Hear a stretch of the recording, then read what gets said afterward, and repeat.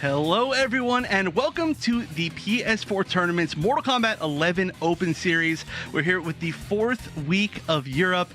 I am Wonder Chef and we are joined today by a surprise guest who I am super pumped we get to work with for the first time somehow, Ebonic Plague. How you doing, man?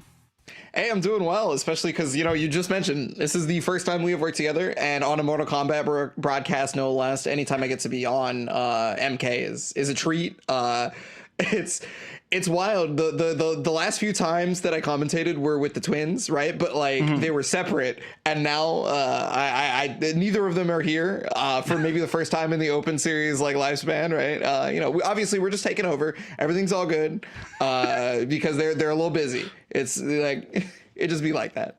Yeah, it's weird because I've been covering for the twins every once in a while, and then suddenly, then the next twin's gone, and so there needs to be someone else covering next to me. So, regardless, I'm just pumped that we get to be here, and I think we're starting off with a super good tournament. But, of course, the Open Series is part of the PS4 tournaments alongside the Pro competition, and if any of you don't know what that's about, we did make a short video to explain.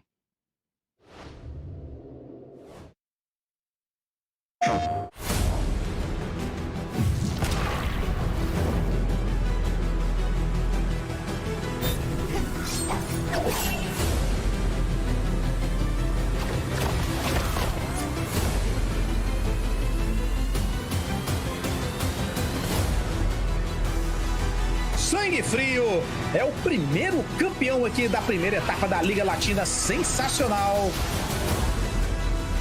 Look at this damage. Very doable.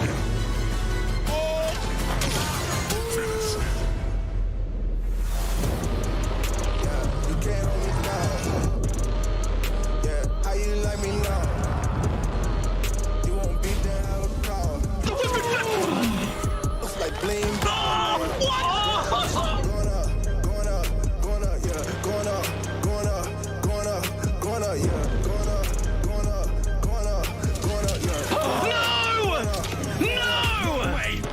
Jokes, no gimmicks, just combat.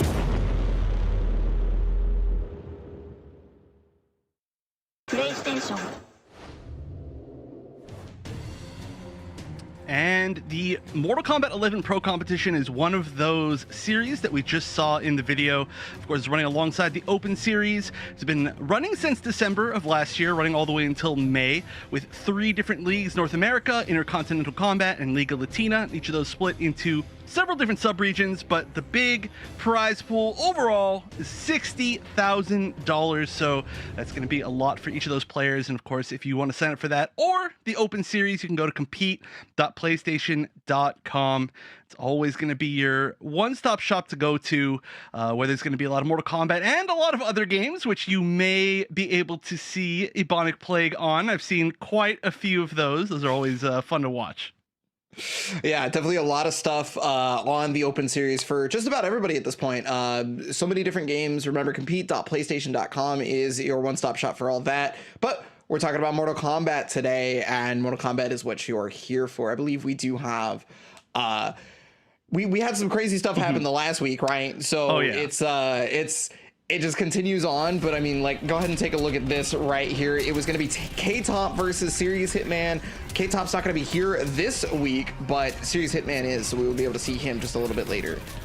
Yeah, I was so pumped to watch that Terminator. I mean, we never get to see Terminator, and he's definitely one of the hypest characters in this game, Mix Up City, but K-Top made the run from getting knocked into losers round 1 last week and made it all the way back, 3-0ing a whole bunch of other top players, including 0ing all the way to the grand finals, where you can see he managed to dominate the whole thing. But like you said, he's not here today for the first time in quite a while, where he has been kind of, I would say, the kind of like go-to name over the past few months, because his Jackie play has just been incredible. His pressure has bbeen amazing. All of his Oki setups, definitely I would say the strongest Jackie Oki in the world, where he just knows exactly what he can safely do or not, how to punish delayed wake-ups, etc. But there's a reason why he has been, I believe, now don't quote me on this, but I believe the first player to ever win 3 tournaments in a 1-month period of Europe in the Open Series. It might be that Asadamasa managed to do it early on, but at the very least, it's been the first time this year and the first time in quite a few months. So K-Top really looking on top right now, but not today, because for whatever reason, he isn't back. However, his brother will be in the very first match of the day, where he will be taking on Macran, the Scarlet player. Now, I'm excited to see who H-Dope plays in that matchup. We'll talk about that later. But then on the second match of the day, we are going to go to Mr. Ramirez, the Russian area powerhouse, going up against Asadamasa, the Italian powerhouse. And then the bottom of the bracket is definitely no slouch either. Yeah, bottom of the bracket is, first up is Mirko versus Law Corridor, so likely seeing Joker versus Scorpion, and then Serious Hitman versus Do Basic. We already talked about Serious Hitman, Raiden, Terminator, and then Do Basic, a staple on the Cabal. And to speak to the staple of some of the players that we just talked about, I actually know all these names despite the fact that I've only joined the Open Series a couple of times. I mean, you're okay. Last time you were here, your knowledge was incredible. I was like, wow, he knows so much more than me. That's messed up. Do I? I don't know. We'll see, but at least definitely enough. But of course, these players here are playing for a good amount of money, as we got the Invitational today, where first place is going to win $250, second $150, and third and fourth $100 each. But just as a reminder, we're 3 days away from the finals, where there's going to be even more money in an even shorter amount of time. So these players are doing quite well for themselves, and there's going to be a lot of Mortal Kombat action for everybody. So get, over this next week and a half, just be ready to watch just an inhuman amount of Mortal Kombat 11. Yeah, and you can always follow along with all that stuff at compete.playstation.com. Just remember that you guys can go to that website. You can check out the rules, the broadcast dates, the weekly invitationals, and everything going on, what these players are playing for, in case you forgot, right? Everything, one-stop shop, compete.playstation.com. Yeah, easier than it's ever been to enter tournaments. All from your PlayStation, which is just spoiled. Wild, right? We talk about this a lot, me and Ketchup, but the players today, they're spoiled. We had to go through so much to enter any sort of tournament. But hey, you know what? I'm glad if more people get to enter and have an easy time and don't have to do all the tough stuff that we've had to do, then that's for the best. But anyway, let's move on to our first match of the day, because honestly, this is one of the most stacked European brackets I think that we've ever seen. And I am super excited to get it started. But our first match today is going to be Macran going up against H-Dope. And I really love watching both of these players in the Open Series. They're not here every week, but they are, I would say, some of the players that we see the most in the Open Series. So starting off with Macran, easily one of the best Scarlets on this side of the world, for sure. I mean, definitely, I would just say one of the best Scarlets in the world, easily, just from my own opinion. Ketchup's not here, so he can't stop me from making giant claims like that. But I think there's a chance he might agree. And Macran's spacing and just character knowledge, everything. I would literally have to go through every single thing that he does, but all so good. And that's what happens when you see a person who is main the character like Scarlet that we see so much less for such a long time. And on the other side, H-Dope, one of the only truly practiced Shivas that we get to see in most tournaments in general, but one of my favorites to watch by a long shot. Has shown up a couple of times in the Open Series and in the pro competition with a Shiva that uses a lot more of the dragon stance than the stomps. So we are in for a pretty nice treat, assuming that we see that, because H-Dope plays a lot of characters, and so you never really know what you're gonna get with him. Yeah, it's not just the Shiva, right? There's also the Cetrion, the Kung Lao, the Spawn, right? It could be anything. Matchup specific is really important when wanting to pick this sort of thing. Now, I guess I can ask you this: how many times have these two run into each other for Open Series? Because that may play into part with what character that H-Dope is going to go with. Yeah, so it all does blend together a little bit, but I don't remember the last time that these two played, and especially I don't remember the last time that these two played recently.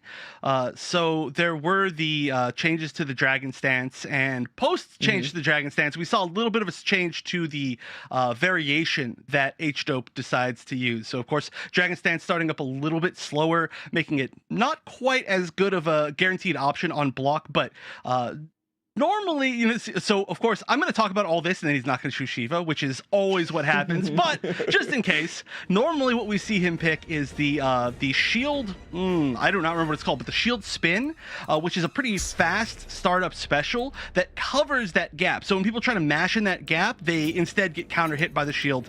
And okay, so it looks like there's a good chance that we will see Shiva. So I'm excited. I'm a big Shiva fan and Scarlet. Okay, let me look at this variation real quick. Oh yeah, one of the toughest Mortal Kombat 11 commentary things is it's always like, okay, they pick their character really fast, so now we have to sit here and wait and watch and see what they're going to choose. Sometimes you get a little like preview of what they chose on them fighting. All right, what do we got? Yep, it's Spinning Dragon. Okay, so Queen's Punishment, the command grab, obviously the staple, the low command grab because you want to put the debuff on, but there's the Dragon Stance, so it's not going to be the enhanced Dragon Drop either. So that means stomps are going to be fairly normal, I guess you could say. You know, you don't have to worry about them being delayed, you don't have to worry about them being steered or anything like that. Yeah. So it's they do show up every once in a while just as kind of like an anti-zoning tool, which is ideally their main design point, I guess. But I love watching this, and I'm really excited to see how the Dragon Stance zoning goes up against Scarlet, you know, a strong zoner of in her own right. And we'll see, starting off with the sweep, one of the fastest furthest range normals in the game that we actually don't see a lot. And there we go, starting with a mix-up, back to into the low. The second hit of that string is an overhead, so just mixing up the overhead low. And that's why we see the Queen's Punishment so much. And you can see her bleeding, the bleed that only happens when you move. Yeah, it's super unfortunate, and that's one of the reasons why you take that. It's just a big staple in the game plan for Shivas everywhere, so you're definitely going to see it a lot. Oh, but there it is, the flawless block punishment right there. Breakaway immediately. Okay, just trying to get out of there with the down one. Dragon Stance activated. Yeah, and oh no, getting a little bit of freezing. Great way to start off the day. Welcome to Mortal Kombat Open Series, but it looks like it's maybe not the players as they're just continuing to go along. Oh, or maybe not, but it is the players, it appears. Okay. Yeah, like that's unfortunately the nature of online events, right? Like these things happen a lot of the time. That's just what it is. And you know, I'm sure we can just like restart the room. We'll get them in. It'll be fine after that. But yeah, the classic at this point. But yeah. So at least now we know 100% who they're choosing, and we did get to see a little example of how the spin is used there.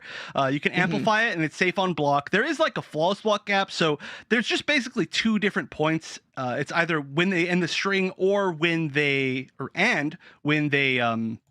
get to the point where they can amplify the spin. Both of those are guessing game scenarios, but the fact that there are two more guessing game scenarios rather than when you just choose Dragon Stance and it's just always going to be, yeah, I'm just going to mash pokes here and it's going to be, you know, anything that Shiva can do, it really adds a lot of mind games and it becomes that much scarier. So I'm glad that we get to see it again, and I think this is one of the times I would have to say that H-Dope is really stuck with a character for this long, because like you were mentioning earlier, we've seen a whole lot of different characters from H-Dope, especially earlier maybe before Ultimate, where we saw a lot more Spawn, we saw a lot more there's really too many characters to name that we've seen, just like attempts at using just one or two times. So I'm glad that we see him sticking with the Shiva, but I don't know if you had a chance to catch, because I mean, there's a lot of more comment obviously, but the last time that H-Dope and K-Top were in a tournament together here on the Open Series, they actually played each other in the mirror, and we saw the Spawn come back out because they have brother sense or whatever like that, and it was Spawn with a very cool move called Soul Forfeit. I actually said the name right this time. Where you sacrifice permanently one of your bars of defensive meter, and everything you do is a crushing blow. Every single crushing blow automatically activates, like it's like training mode or something. So that is like the coolest thing ever to watch. And I went back and I watched it, and he didn't ever fully finish any combos. So my one hope for today is that he dropped the combos at like only 60% or something like that. Like, oh, big deal. So my hope for today is that we see it come back and that we see it a full combo. But I mean, at this point, I'd be happy just seeing the Shiva, I guess. Well, I mean, we're definitely getting the Shiva, right? It's if anything, I feel like H-Dope probably wouldn't switch until maybe being down at least a game. Or I should say 2 games, because obviously they have the ability to switch after 1 game. But So the Shiva is just an all around strong pick, regardless. Though it's not like one of those things where like she's running into too many terrible matchups and like Spawn is gonna be the big thing. Spawn, I like to watch personally simply because he just dishes out mad damage regardless of whether you take soul forfeit or not. If you take soul forfeit, yeah, obviously you get the crushing blows, but like without soul forfeit, you have access to some crazy armor breakers that just destroy your opponent. Like, yeah, either like you take the armor breaker or you take his like even stronger launcher, or there's just then he's got like one of the biggest crushing blow throws in the game. Like, yeah, that character's damage is ridiculous. But like you said, we are seeing Shiva, and it does look like we have them both back in the lobby. Of course, they're going to be picking the same things on both sides, and hopefully everything goes smooth this time. But hey, you know what? We got a little bit of a preview of the match, and starting off with a dash up back 3, one of the best normals in the entire game for sure in my eyes. Huge hitbox, overhead, safe on block, gets Oki, has a crushing blow. But yeah, that teleport was nice. Yeah, that blood port was super well placed right there. Oh, and again, a really strong read on the blood port. That is really good for Makaran because he's now able to just make things happen for himself. And now Dragon Stance is a lot scarier in H-Dope's mind, right? Like, obviously he can use it here for a combo, but yeah. So now he's like trying to play on the second layer of Yomi and canceling the Dragon Stance to be able to catch teleport. Oh, that was such a great read. And you can see how fast these players are adapting to each other. Oh, wake up down 1 and an Oki counter. That's a hard call out saying, yeah, you're going to press buttons on wake up. I know, but yeah, I almost feel like these players have played each other a good amount before because they are just immediately making some hard reads on both sides. Okay, there's the dragon drop, and just a little bit too late on the blood, or too early, I should say, on the blood port. Yeah, I mean, it's not the enhanced dragon drop, right? So you don't have to worry about the searing or the delaying, but if you do it a bit too early, it's gonna happen to you. Yeah, there it is. Okay, so I'm gonna immediately point out how much of a scrub I myself am.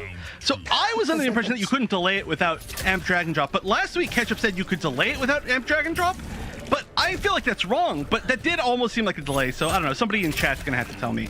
Okay. Yeah. I mean, you or Ketchup would know better than I. I'm not gonna pretend like I know everything. I mean, apparently just horribly wrong. Apparently, I wouldn't know better than you, but regardless, it worked out. So I'm just gonna keep watching the chat. That's usually Ketchup's usually on that, but I'll take over for today. But right now we've got some nice corner pressure, and in the corner. Oh, okay. Well, you know what? There's some nice corner pressure on the other side. I was gonna say Dragon Stance is usually a lot scarier in the corner, but when you're cornered, opposite. Well, yeah, but that's one of the reasons why Blood Port is so strong in this matchup right now. Is like all that corner pressure could just be negated by if Makaran is able to recognize. Okay, never mind. That fatal blow did not get punished. Recognize when a Dragon Stance is going to happen. You can Blood Port on out, but tried to flawless block up 3 again, and unfortunately the string just came in and destroyed her. Ooh, yeah, that's definitely something that can happen, especially when you have so many weird like multi-hit moves like Shiva. But I do have word from the chat. Thank you everybody in chat who said it. You can't. And the armor break. Call that on the armor break. That launches a little bit higher when it does armor break, so you do get a full combo plus the lack of scaling. So that's a ton of damage. But like I was saying, chat told me that you can delay it without the enhanced dragon drop. So yeah, apparently I know nothing, which is cool. Definitely not the first time that's going to happen today, but we'll keep count. Okay, well, super good neutral jump right there. Gonna amplify this? Okay, yeah. Set up the...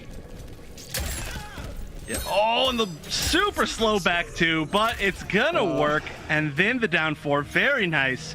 Yeah, and Makaran, honestly, it feels like so much of this match went to Makaran just because he chose the teleport and knew exactly when to use it. You know, first it started working super well as a counter zoning tool. Technically, he was never punished for it, even when he was making the reads on the dragon stances, which were extremely good reads. Then it got him out of the corner a couple times, which is going to be gigantic as well. Because like I was saying, dragon stance, it does actually combo and block string a lot better in the corner than it does mid-screen now after that nerf. So the teleport was a big deal, and it looks like we're gonna go back in with Shiva. I mean, it was close, you know, it was a third round game. So maybe, like you said, you know, maybe we see a switch if he does end up down 0-2.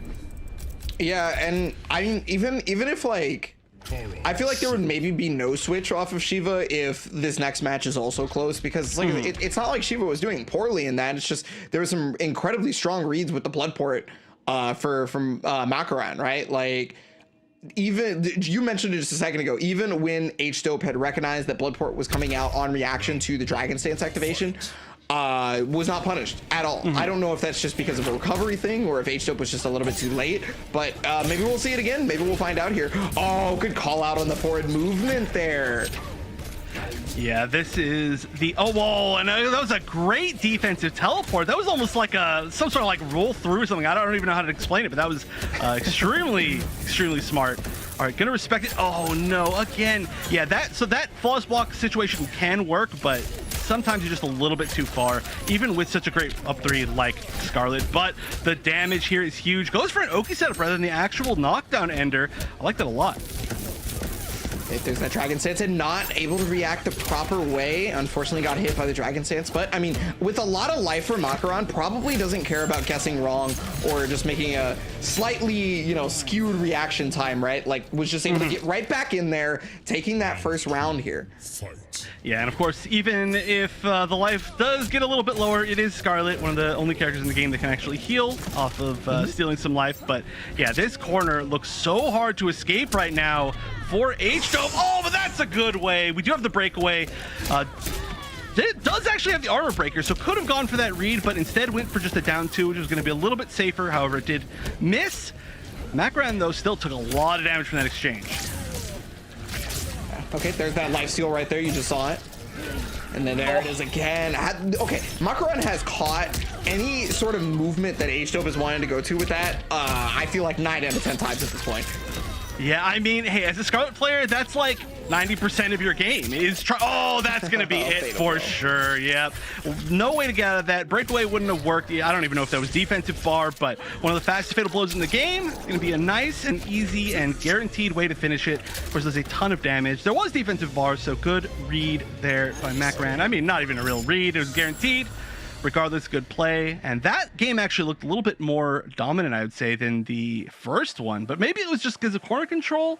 Regardless, well, looking I good mean, for that corner control was pretty serious, honestly. You know, now that I think about it, like Shiva's defensive options in the corner versus that kind of pressure is pretty much just system mechanics, right? It's just like flawless block. It's like it's just about that. She doesn't really have like something other than just being able to use system mechanic like ducking under highs. And I mean, like, obviously we saw H-Dope duck under the high and then get the down 2, right? Melina? Yeah, no, you're just checking controls, right? Okay, I was right. Okay. You're just checking controls, right? so we have seen an increase in the number of like the weird DLC characters that we're seeing recently. We saw Terminator last week, but also last week we saw both Rain and Melina being used to a pretty good effect, actually. So I wasn't gonna be too like, okay, is that weird, because we've seen it before, but we're not going to see it, unfortunately. We are going to see the Cetron, which is always a safe bet for pretty much anybody to go to, and it is another character that we do tend to see, especially when people are down 0-2 like this, to try to make that return 3-0 sweep. But like you were saying earlier, yeah, I mean, it's pretty much just going to have to be the Shiva player guessing correctly once you get cornered against Scarlet. But that's going to be most matchups, even Cetron. You know, she does have a teleport, but Scarlet, her normals are gigantic. Yeah, well, and the interesting thing about this matchup, in my personal opinion, is the counter zoning ability of Scarlet is actually, I feel like, equivalent versus Cetrion, due to the fact that, like, obviously she can catch anybody trying to walk forward. Oh, great breakaway timing. That got him out of the combo. Takes some life back, and yeah, look at that life lead. Oof. Well, one of the, I mean, okay, that's going to be some damage, but that actually leads into what I was about to say, which is that one of the biggest things here is that even though the neutral might be a little bit easier for the Cetron player here, the damage is so in favor of Scarlet. She gets so much damage if she lands a boiling point from full screen. That alone is just so much damage for a bar. Or if you get one whiff punish, or even just a jab punish, all of it is a lot more damage than Cetron ends up getting. So even if she does manage to like win less exchanges, she's going to overall still be able to get some good damage. Yeah, getting out of this corner, though. Oh, well, I was going to say it's going to be a little bit tough, but this is going to be a really long knockdown. And, of course, teleports on both sides, so we'll have to see if there ends up finally being a teleport punish read. It's really hard with these two teleports. I feel like they recover pretty fast. Yeah, super fast. They actually used to recover faster. It used to be that Setron and Far teleport, only like one character in the game could punish it, and that was pretty fun to fight against. That's gonna be my way to put it, but luckily things are a lot better these days. Great read! Yeah, super strong on the laser beam, and I mean, Makaron has just all the knowledge in the world on being able to counter zone, being able to get in there, and when the pressure starts, it's looking, yeah, oh, what a whip punish on the jump! That was sick. Oh yeah, there's a reason why every single week I talk about how much I love watching Makaran, and it's that level of expertise with the character. You see, like, for example, like who uses like standing 4 to like punish a width jump in like that with the perfect spacing. All of it is just so comfy, and I think you can see in a matchup like that where even though Setron is considered one of the best characters in the game and Scarlet still maybe considered a little bit on the low side, you can really see how comfortable players are with their characters. And Makaran, that's got to be his greatest strength, is that he's one of the most comfortable players in the entire world with Scarlet. And when you see a switch to a Setron that's maybe a little bit less practiced than the Shiva, who was honestly doing a pretty good job, I would say maybe better than the Setron, you can just see like, oh yeah, these are situations that one player is just absolutely going to know what to do every single time, and the other one maybe even just questions himself for a few frames, and as we all know, that can spell death. Definitely spelled death in a lot of different instances right here, but like I have to give it up. Makaran really had super strong pressure. We had talked about specifically that like Scarlet being like one of the stronger zoning characters, but like the up close pressure from Makaran was top notch. Felt like a rush down like Jackie at that point. Yeah, I mean, she technically, if you're really good at knowing exactly when you can, she does have some of the like best plus frame pressure, I guess you could say, in the game. A lot of characters don't actually really get anything that's plus that they can continue off of, but luckily Scarlet can, and that means it's going to be a 3-0 win over H-Dope moving forward, which is honestly a little bit of a surprising result just because H-Dope's been doing really well recently. But like I said, today it's such a stacked tournament that literally I don't think I can anticipate any of the results that we're going to see. I mean, we've seen, I'm trying to think. Okay, so we've seen Makaran hasn't won one of these yet, I don't think. So I would love to see their first time. Moving forward, we have Mr. Ramirez, who has won a monthly finals at least. Aston Matsu, who's won some of the most of these that we've ever seen. Mirko, who's won a ton of them. Tubasic, who's won a ton of them. Who am I missing? Luck Hoarder, who's won a ton of them, and then I'm missing Mr. one Mercy himself.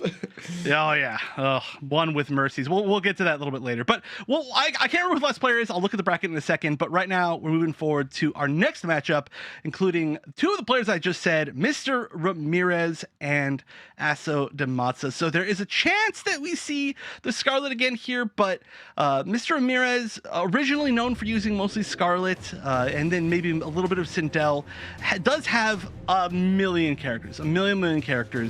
And I honestly don't even like want to talk about who we might see from them because it's like it's so hard to guess. But they're very good with a lot of the characters who are like space control footsies characters, a lot more like we see with Scarlet or with Sindel or with I think we've seen like Noob Saibot or probably has a Setron, just going by that set of characters. On the other side, of course, Asad Amatsa, I mean, almost needs no introduction. Yeah, Asanamasa has just been killing it in pretty much every EU bracket. One of the terrors of Italy themselves right here. I mean, you mentioned it a moment ago, probably won the most out of anybody within this bracket right now, the Open Series. You can look at that win ratio for just these few like months, right? Like it's, you don't even have to go all the way back. You can just check out like this month and the last month and you can recognize the strength of Asanamasa. Yeah, I mean, definitely going to see the Cetrion, 100% Cetrion usage. I don't think I've ever seen him switch, but maybe that day will one day come. I assume not. Definitely a player too that has a really positive outlook on the game always, which is a really hard thing to do in any sort of competitive anything, you know, not even just games. But it leads to obviously like a lot. I think if we could all have such a good positive outlook, I think we would if we could, right? I mean, it's a really important trait to have, because when you're in a match, right? Like you run into stuff that would normally just piss you off. Maybe it's Shiva Dragon Drop, right? Having the trait of being able to just have a positive outlook actually transfers to your play, because if you don't get stressed out about those little things that, you know, might piss somebody else off, it starts to make it so that you are always playing at 100% regardless of what's going on. Not getting tilted is super difficult, and that trait of positivity can carry you incredibly far. Okay, Mr. Ramirez starting with Kodal. I mean, the character is just gonna obliterate your life bar a lot of the time. Obviously, he's no longer the highest health character in the game, but up there, still up there for sure. And you can see exactly why I didn't even want to talk about Mr. and Mrs. character, because I feel like I would have gone on a tangent for like 3 different characters and then been wrong anyway. But this is actually a matchup that I've heard a lot of Citron players complain about, because Kodal, I mean, first of all, like you said, the damage is ridiculous. And I should actually look. We see Grand Discus, the launcher, and the command grab. So this is the highest damage. Well, technically the highest practical damage. Without totems. Right. But I would say highest practical damage one. The one that's going to get the most off of every confirm without having to set up anything preemptively. So the damage is going to be ridiculous, but Kodal also just controls so much of the screen just with his normals. Like, who needs to zone when you have forward 2 and back 2? So we'll see if that comes into play. Also, you can already see that quick little movement. The wave dashes coming out of Kodal, some of the best in the game. Super hard to do, but Mr. Mare is definitely going to be comfortable with that. However, as comfy as you are, there's always going to be the threat of Acid Amatsu zoning, and it's coming to play already. Look at that. Over this 1/3 life already. Oh no. Ooh. Oh. Yeah, so previously we had a lobby issue with the connection right there, so I wonder if it's the same thing going on right there. Specifically, I do want to talk about something you mentioned just a second ago with Acid Amatsu. He for whatever reason, you know, obviously it's probably because he has been playing Cetrion for so long, but he understands how to properly make a decision on keeping somebody out. It's like he has a sixth sense on, all right, you're going to wave dash in this time. Okay, this time you're going to jump. All right, this time you're going to do this. And that comes with like playing to the character's toolkit super well, because Cetrion obviously has options for all those things, but nothing that covers every single one thing at a time, right? So you kind of have to be able to goad your opponent into thinking that this is the best time to jump. This is the best time to wave dash, right?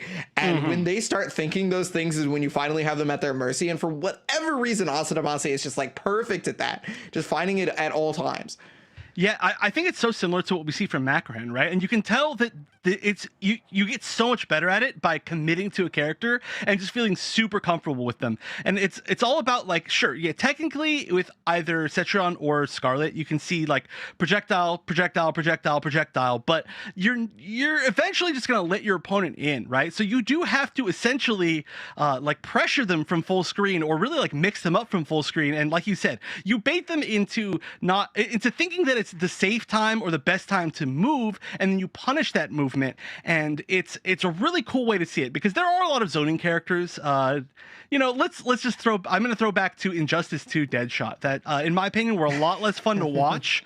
I don't know if you got to experience too much of that, but it was a whole lot of straight gunshot, Absolutely. and it was a lot less fun to watch than these characters, where you can tell that each of the zoners, as they're playing, are making decisions even from full screen, right? It's like a constant, actual, active zoning, I guess you could say, which is always really fun for me to watch when people are as good as it as Macran or Acid Amatsu. But it's almost hard to say say too much else about the matchup, because that's pretty much all we saw from it within the first few seconds to a minute. Yeah, well, I mean, like, obviously, we noted what the Kodal variation was, right? Like, obviously, he's got the Grand Discus, he's got the command grab. What was the other thing he took? Was the he took the con cut, which is the uppercut. And con cut. Yeah. So gonna be able to amplify. Want to be able to also, you know, maybe steal the corner, extra damage, etc. But the Grand Discus is going to be very, very important, because he is going to have to commit on like you talked about the back twos and the forward twos. He's going to have to commit on that, and being able to transition into Grand Discus is going to be the one thing that keeps him safe if he makes the wrong read. So. Yeah, I mean that's what's going to be so nice is that with this variation you're going to be a little bit safer when you do if your forward 2 is blocked, but also you're going to get a lot more reward if it actually connects, because of course you're going to be able to con cut into a combo into command grab if you so choose.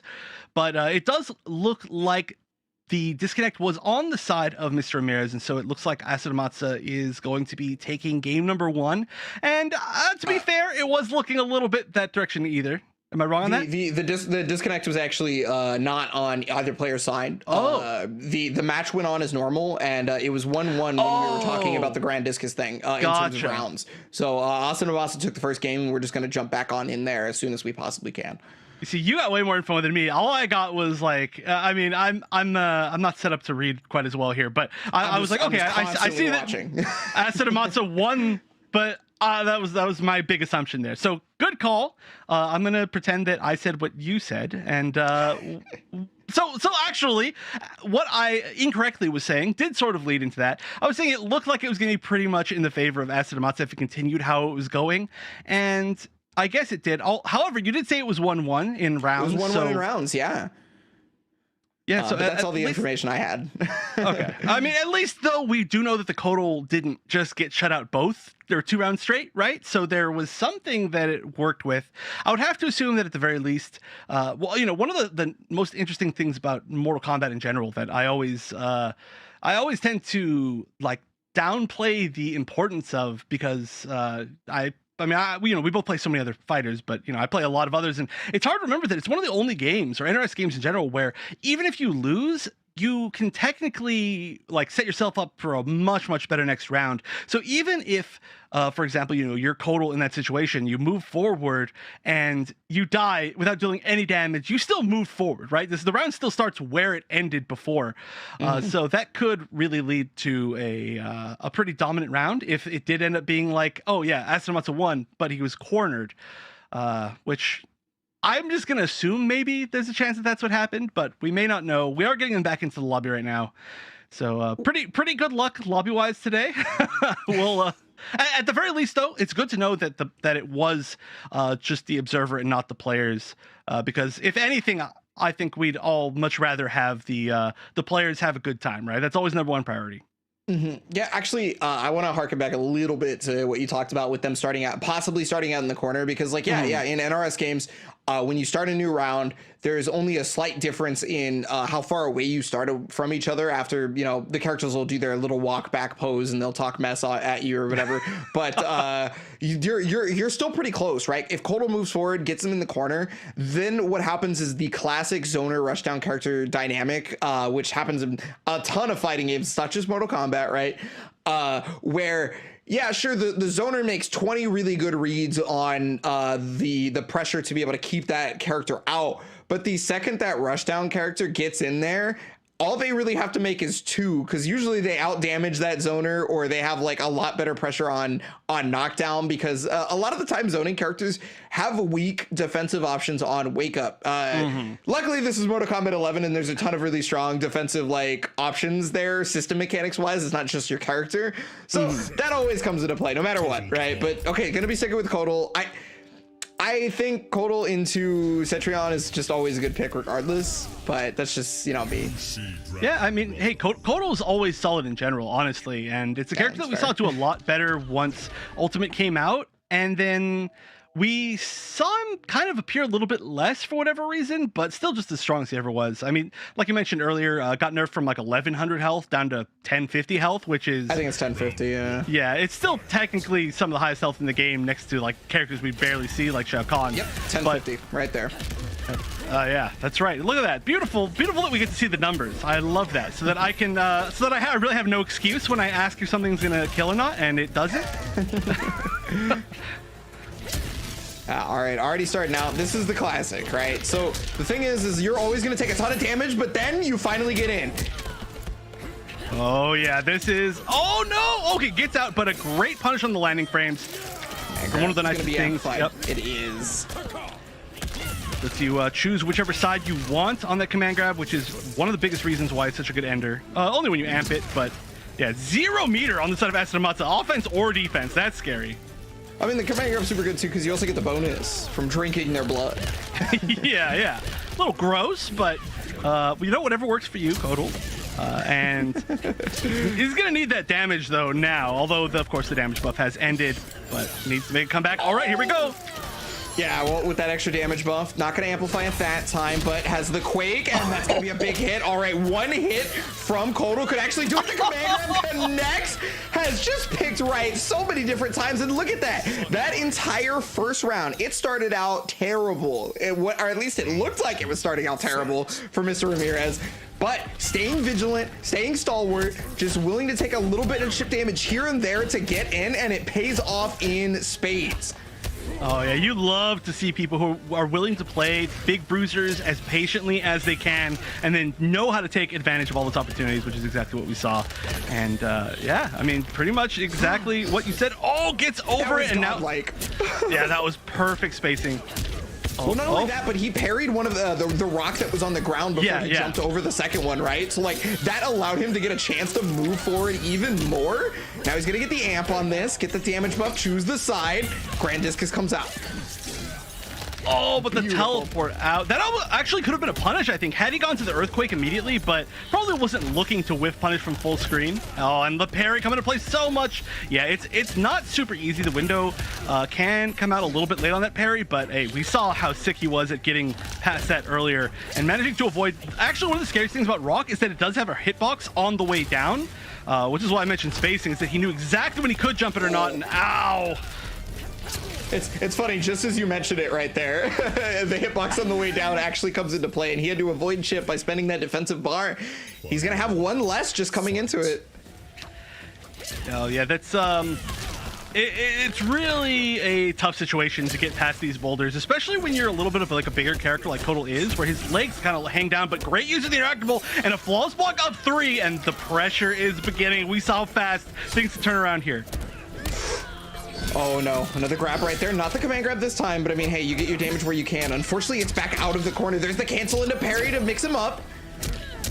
Oh, and he's landing so many little hits in a row.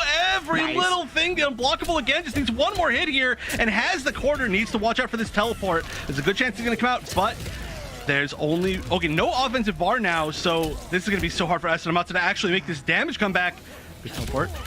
Yeah, especially now that he's got the ray up, he's gonna heal all that life back. You can do chip all you want, but I'm gonna heal more life than you're gonna be able to do to me even with the quakes. Oh no, I mean, okay, so this does technically, I think, overall, go damage into damage favor of Cetron. Oh no!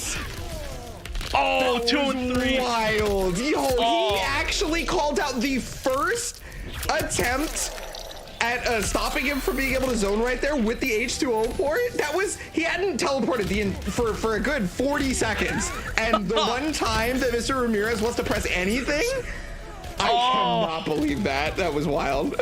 Oh no, I mean, okay, so it's really cool that this is not the first time that I got to liken his play to Makaran's, but both of them knew exactly when to teleport and then get that punish to punish some sort of full screen option. And so like I was saying before too, that damage technically overall would have gone to Esadamata, but there was only 30 seconds left, which normally sounds like a lot. However, I don't think in 30 seconds the damage would have overall gone to Esadamata and gotten the life lead. So that particular option, especially knowing that he got the guaranteed fatal blow afterwards, was just perfect. There was almost no other way that he was going to make that comeback, especially because Cetron doesn't really have the highest damage, so that was extremely clutch. But I do have to say, before that though, the play coming out of Mr. Ramirez was looking equally good. So this set is I wouldn't be surprised if it went a few more games.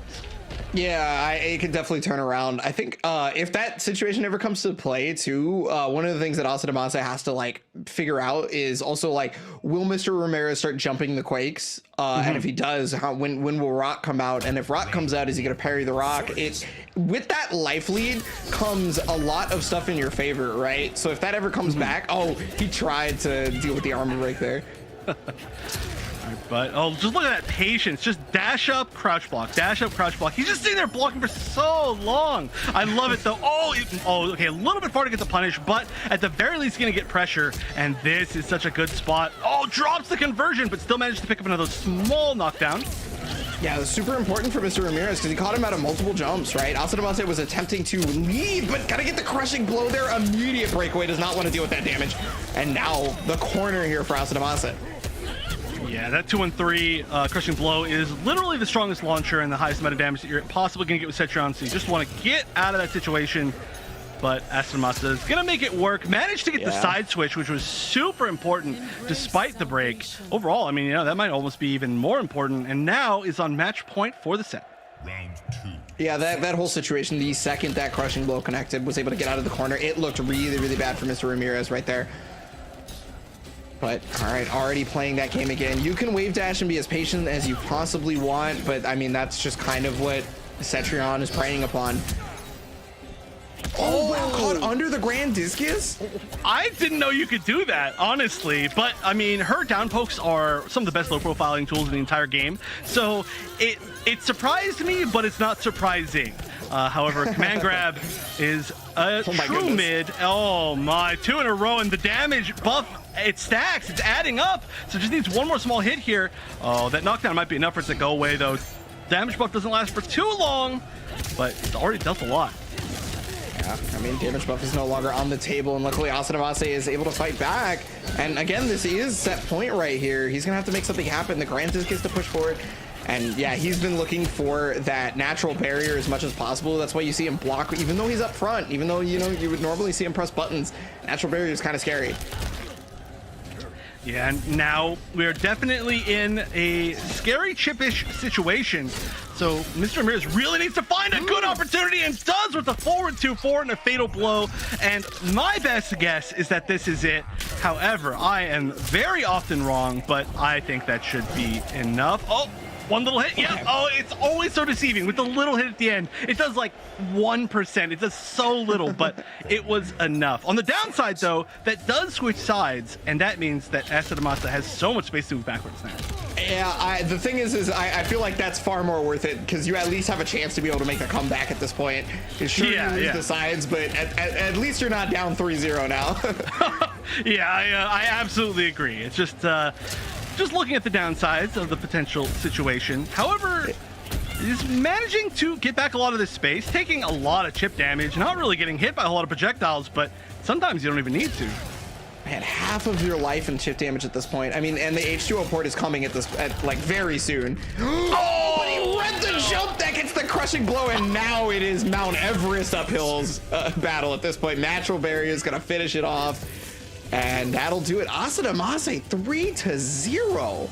And ending with a flawless victory, a true flawless victory, which is not something that we see all that often, but not something I'm super surprised to see when you're that good at zoning. And at the very end there, you got to see one of the toughest parts about this matchup, and that's that Kodal is a really tall dude. And when you're a really tall dude, you know, with your long legs, sometimes they get in the way and they catch the top of a boulder. Well, actually, no, I'm sorry. It was the opposite way. It was his head that caught the bottom end of the air boulder and got the crushing blow, which really led to all of that. But, you know, despite such a dominant final round, you can tell that all it was going to take was 1 or 2 times for Mr. Ramirez to get in with the Kodal for that to go the complete opposite direction. Just unfortunately, those times, well, unfortunately for Mr. Ramirez, those times didn't happen. And Asadamase showed why he is one of the best zoners in the world for Mortal Kombat 11. Yeah, I mean, you could just watch the replay right there. Excellent decision making on all of those boulders. Just about, I mean, you know, we saw Mr. Ramirez attempt to go for parries, but there it is, the top of his head, the top of his dome, that little horn on the helmet, you know, not work out. That doesn't actually affect the gameplay, but you know. You know, back in the day, there were actually some skins that would change hitboxes. Oh, I don't want to think about that. Let's move on because that was a whole different era. But yeah, still 2-3-0 so far. Very surprising considering the level of play that we have from all these players. That means that Makaran and Asadamase are going to be playing in the semifinals matchup that I enjoy watching, but we'll see what the characters end up being. However, our next matchup is going to be another dominant Italian powerhouse, Mirko, taking on Law Corridor, the most merciful competitor that we've had on the Open Series. I like it, the most merciful. Yeah, I mean, if you don't know, La Corridor is a big fan of mercies. will mercy the opponent as much as possible. And, you know, this might go the distance due to that fact. I guess we're going to have to see. But yeah, you guys can see it right there. Main character, the Joker, one of the big characters that a lot of Mortal Kombat players talk about, especially in this day and age. This character has never really been out of contention at any point since he arrived here in Mortal Kombat 11. Yeah, I don't think he's ever been considered less than even maybe top 3. Easily one of the strongest characters, and I love the way that they designed him in this game, of course, so I'm always a fan of watching the Joker. But Law Corridor, originally starting with upgraded Jackie and then moving on to Joker, so top tier to top tier, is going to be taking on Mirko, who has almost exclusively played Scorpion. I think he actually has a Jackie of his own that we've seen just a couple times, but almost definitely going to be Scorpion, and is extremely good. I cannot understate this enough. Extremely good at fighting the aerial characters like the upgraded-ish Jackies, or Jackie with Bionic Bounce, or even Joker with Boing, I think is what it's called, his command jump. So if we do end up seeing that variation, Mirko is just going to be very comfortable against it. Yeah, I'm just excited to see some Scorpion personally. Secondary character for me. So maybe in NA I'll get my primary character, but we'll see that a little bit later. Yeah, so Mirko, Law Corridor. Law Corridor is one of the people that I knew the first time I started watching Open Series to be one of the stronger players for sure. Mirko on the other side of that as well. Actually, this may be one of the strongest first round matchups of the whole bracket. Actually, this is definitely going to be quite difficult, regardless. Yeah, I mean, again, both these players have won multiple times in the Open Series, and for a good reason. And again, not also just recently or just a long time ago. These are players that have been winning for months and months now, pretty consistently. So I agree, this definitely could be one of the strongest first round matchups. But a lot of it, I think, is going to come down to what variation we do end up seeing Law Corridor pick, which we are going to see very soon. And he has been going to the command jump variation. But again, Scorpion is just so good at dealing with a lot of different air options.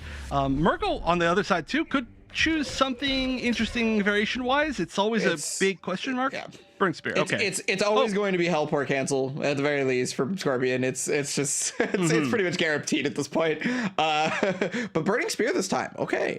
Yeah, so actually, both of these players choosing super high damage variations, getting the Kapow launcher with Joker and the low Batsy Pew Pew, I think it's called, the low projectile that gives you so much completely unbreakable damage.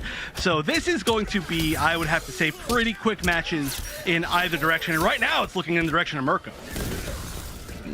Yeah, I mean, already an incredible start. Basically, has only taken chip damage at this point. Okay, there's the pressure, but the fatal blow cancel. That's one of the real big strengths of Joker, is because now he's going to be able to get side switch off of that, and he will get his fatal blow back here in just a bit. Oh, but the teleport cancel, get out of the corner, and that is a great tool to have. Oh no, big conversion here.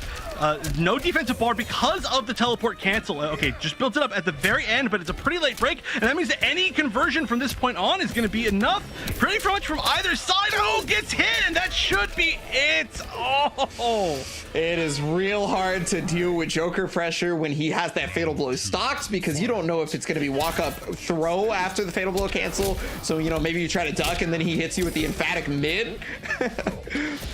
Yeah, and that's, well, actually he tried to jump, I think, but it was kind of hard to tell. But yeah, it was the mid option, and I couldn't tell what happened personally. But yeah, it goes to that a lot, and we see exactly why the damage can just add up so quickly from Joker. Oh, weird trade. Spear trades are always going to look weird because everybody gets knocked down.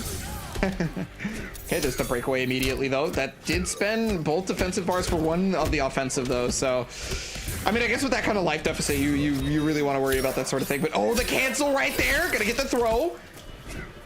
Yeah, and he's taking such an early lead. Oh, okay, that's going to be it. Beautiful anti-air. Didn't give him the chance to make the comeback that time. I mean, it's scary, as soon as you get Joker into that fatal blow range, we see everything that we saw in the very first round. So you have to make sure that you finish him when you get to that point. Yeah, beautiful standing one conversion, just to be able to get all the anti-air. I mean, it's almost as Mirko was just ready for it, but there is the flawless block punish. no post block on any of the 4-3-4s so far from Scorpion. Definitely a gap that a lot of people are ready for. Okay, empty jump down 2 in the corner. That is a very interesting choice, plus cornering himself. So we'll see if this ends up working out, but this is definitely going to be a good spot position-wise for Mirko. Okay, fighting back though. Lock Corridor not having any of it. Gonna amplify for this, get that extra damage on the down 2.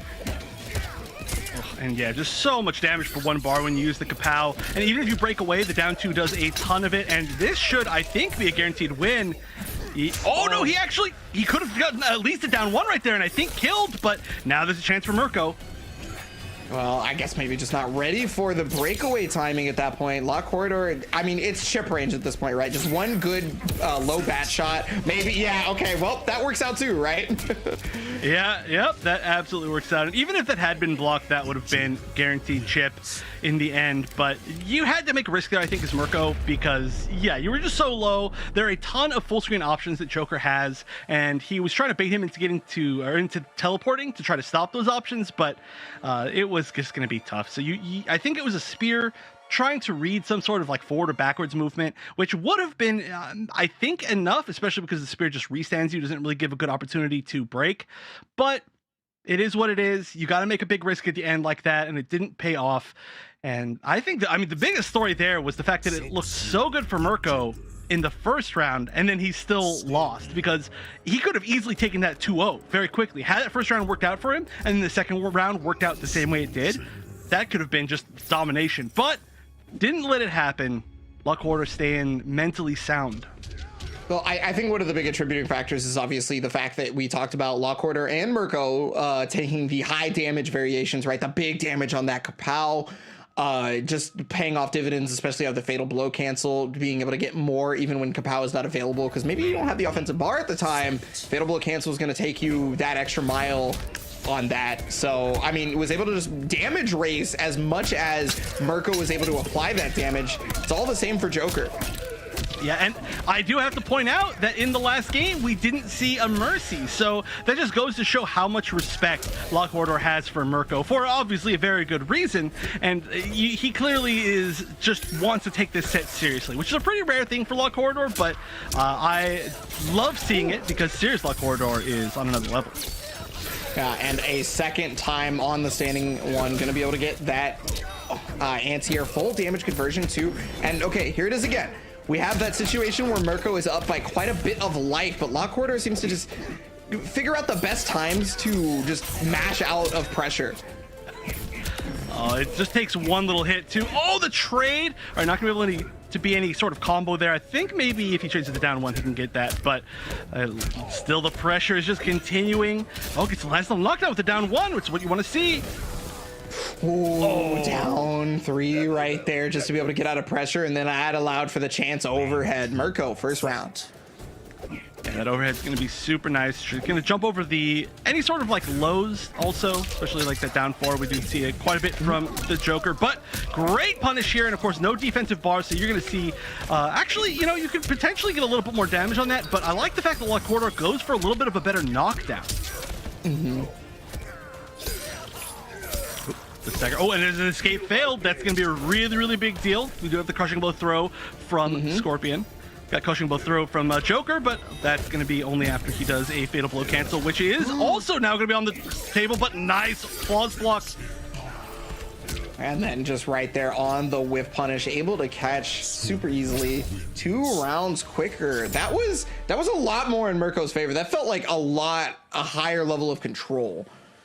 Yeah, like I was saying, this game looked a little bit more like if the first game hadn't had that huge comeback, I feel, where it does seem like overall Mirko tends to take a lot of control of the neutral, which is a super hard thing to do, may I just note, against Joker, who has easily some of like the best like normals for playing that mid-range in the entire game, has a lot of specials that are not easy to get around, like using the Jack in the Box, or yeah, there's just a lot of things that the Joker can do, some of the best jump-ins, but Mirko just looking super comfortable. The only time that it looks really tough for him is when the pressure starts, especially with the fatal blow cancel. But I mean, that's going to be tough for anybody. That's some of the scariest situations you can be in the game. So we'll see if Lock Corridor can adapt and try to win out on a few more maybe neutral situations. Well, one apiece. This is definitely looking like it's going the distance as we, I guess we did predict it a little bit, that it was going to be a bit more of a difficult matchup. But, you know, I got to be real. The Batsy Pow Pow has not done, like, in the first game during the second round, the Batsy Pow Pow came into play, but not so much that last game. Yeah, so there are two main reasons why you choose that move, right? Number one is you either want to zone people because it is a great zoning tool, but you can't zone Scorpion because he can punish it on reaction. Great flawless plug up too. But the other situation is when you want to get unbreakable damage. But why that's not happening is because so much defensive bar is being spent from Mirko on teleport cancels, so Lock Order can almost always get his full combo anyway. So I would say maybe a switched variation would be smart. But right now you can see it doesn't even matter which moves he's choosing, just getting pressured. Okay, here's the knockdown here though for Corridor. And just backs off. I love that from Mirko. He's like, yeah, I don't want to have to deal with the possible mix-up. Fatal Blow is now back on the table, but there it is, the low. Yeah, I think maybe there was an attempt there to whiff punish, but it was maybe just a little bit too slow, and he got caught getting kicked in the toes. Unfortunate, but Mirko's up yet again, 3 rounds straight now. Yeah, well, I mean, the back one is super good for Scorpion. I mean, it's one of his best, like, long-range footsie tools, so... Yeah, and luckily he is one of the characters that does have some pretty long-range footsie tools. Otherwise, this would be so much more difficult. But he's using them so well. Nice cancel. That's one of the reasons why that back one is super good, right? Because you can go into the pressure situation. They think, okay, are you going to go for the string or are you going to go for teleport cancel, right? And so they really have to play around that. All right, yeah, gets a little bit of a juggle there. Can't get all that much, but yeah, like you were saying, it mixes up your options, which no other... Oh, 4-4 finally gets the crushing blow, and there's no defensive bar. Yeah, 2 and 2. Oh no, he doesn't have the meter to extend it. Still 364 damage. That means that he is just either maybe like one more hit in the grab or a buffed grab, okay, which we don't see him set up. Away from the kill here. Yeah. Oh, yeah. I think he was looking for the flawless block right there and didn't actually get it, but the whip is going to allow for the crushing blow. Oh, that's huge for Lock Order. Is this? I think that might have actually just been death, straight up. Oh, maybe, but we're not going to see any other opportunity to close that out, as Mirko did the interesting late breakaway, and I wonder exactly what that was, an attempt to punish, maybe like an attempt to punish it had to be something into some sort of special, or maybe it would have been fast enough to get away from the fatal blow because it's a little bit slower. I don't actually know, but regardless, it did work out. And yeah, I'm surprised that he didn't go for anything a little bit more like guaranteed there. However, it is now 4 rounds straight for Mirko. It looks like he's really taking control of this match. Yeah, I think that late breakaway was probably the best option for whatever read that he had on Lock Order, because I think Lock Order was committed to wanting to go for the full combo because it would have straight up killed if like a fatal blow at the very end of it, right? Possibly.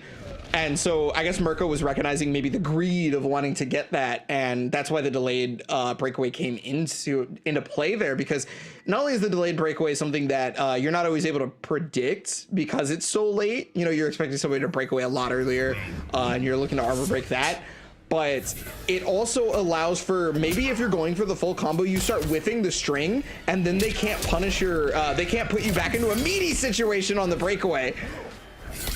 All right, yeah, speaking of breakaway, already a quick breakaway from Lock Order, but that means no defensive bar when all of this offense is coming. And so half of his life already gone. Whoa, that was some slick movement up into that dash up grab. Okay, block on the string right there, just go straight for overhead. And I mean, yeah, that's... A lot of it has been very little damage, just kind of like getting, where he can, and then as soon as I say that, a big anti-air should be the death here. Oh, that was so smart. So a lot of people in that situation would have gone for something like another standing 4 into spear, but Mirko knew exactly, even off of that very weirdly scaled combo, nice down to crushing blow. Yeah, we're gonna see the breakaway for sure, but he knew exactly what would kill and get the most corner carry and keep him in the corner positioning. So that was beautiful for Mirko. Even if it didn't kill, could have probably just gone for chip damage at that point. It was just super good decision all around for Mirko. Lock Corridor fighting from, I mean, a pretty precarious position, not a lot of real estate behind him, and now he's going to deal with the teleport, but wow, just barely got away. Yeah, and that means we get a lot of damage here. 332 into a nice knockdown, and the corner positioning here for Law Corridor. Oh, and a great block on the overhead. Doesn't get the punish, though. Oh, no. This is going to be a lot of damage. No defensive bar. Okay, goes for the side switch. Could have maybe spent one more bar if he wanted to, but he realizes that he's very close to the end here. However, Mirko getting put into Fatal Blow, which we haven't seen this entire set, but it could come into play just to try to close things out. Okay, well, I mean, at this point, it's just like chip damage, right? You're going to be seeing, yeah, that teleport, I can totally understand. And it's really good, actually, because it allows for great positioning. You kind of like give up the round for the positioning aspect of everything. And since Mirko is on set point, I think that was a great decision, even though Lock Corridor had to take the round from that. Yeah, and of course, if it hit, then the roll would have been huge too. But there we go. That crushing blow set up so much earlier, but wow, Raw Spear is going to connect afterwards. Hitting maybe meaty after that setup. I don't know. Mirko definitely knows. Good interrupts, but needs to find a lot of damage. Make the comeback here. Great conversion. One more mix-up, and the low is going to be it. And Mirko so dominantly taking that final round. Not phased at all. That was a masterclass, in my opinion, of Scorpion play, and it is so rare that you see Lock Corridor look so lost in a matchup.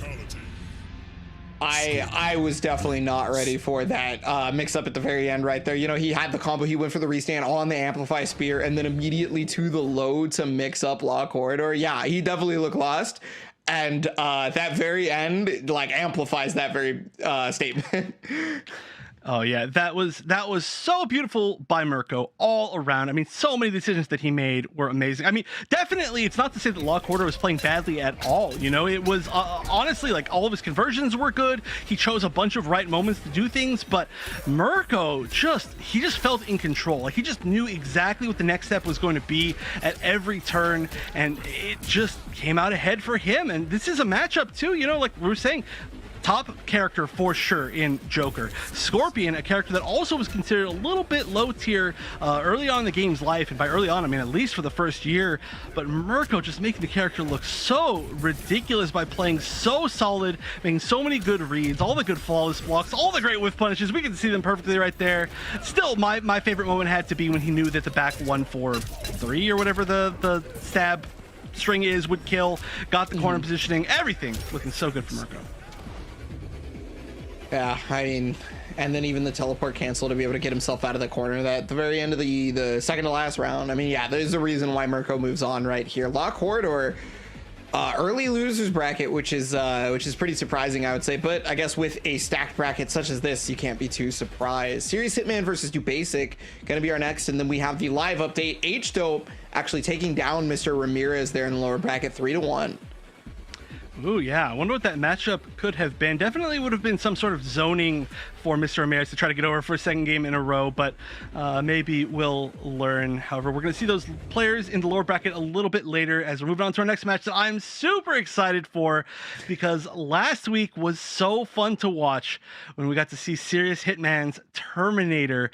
Oh, just easily one of my favorite characters. Oh, I think one of his variation names was like the Schmix. The Schmixinator. The Schmixinator. Schmixinator 3000. Every Terminator has that. Yeah, Schmixinator 3000. Every Terminator has that variation, and it's always called Schmixinator 3000 every single time.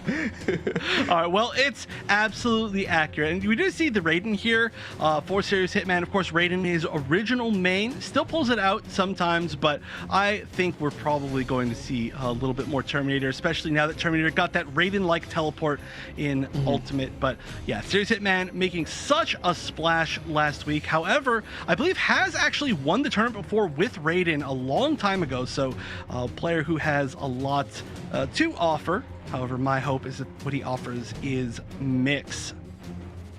Yeah, on the other side, Do Basic, I gotta be real with you, I don't think I've ever seen Do Basic play a different character than Cabal, so I'm absolutely 100% expecting Cabal throughout this whole thing.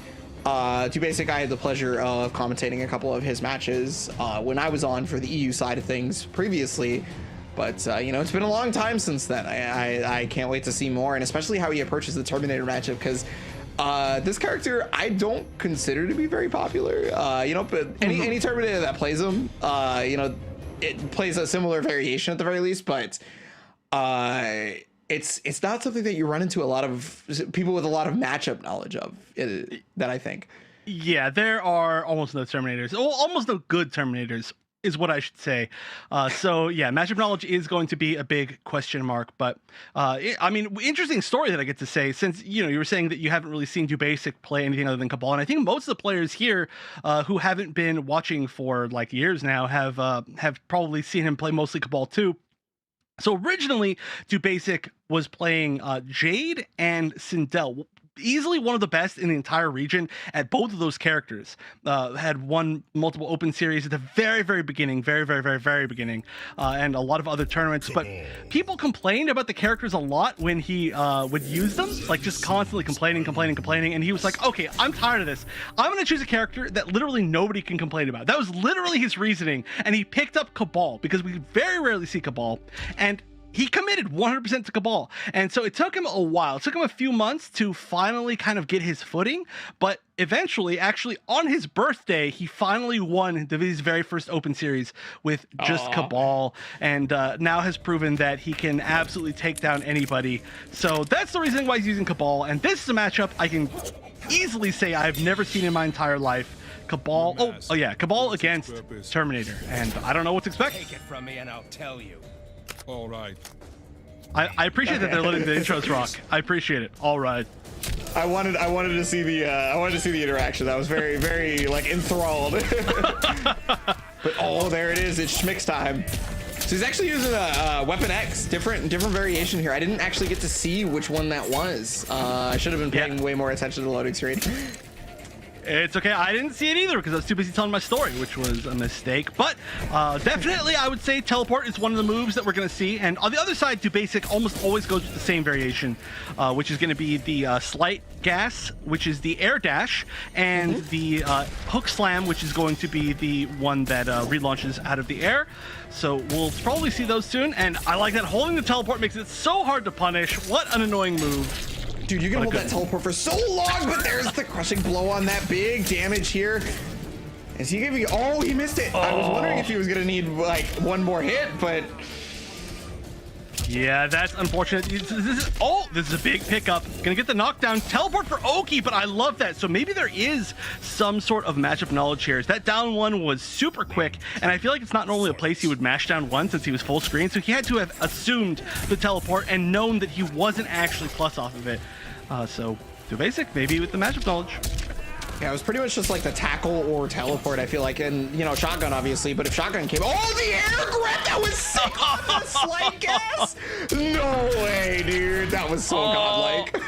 Into the crushing blow. Oh, I don't even know how he technically got that from that far.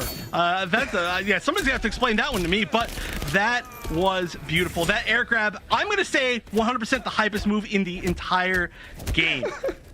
Well, in Mortal Kombat, that's not a move you catch a lot, I mean, obviously there's people who can jump and whatnot, but like, this is not a super aerial game.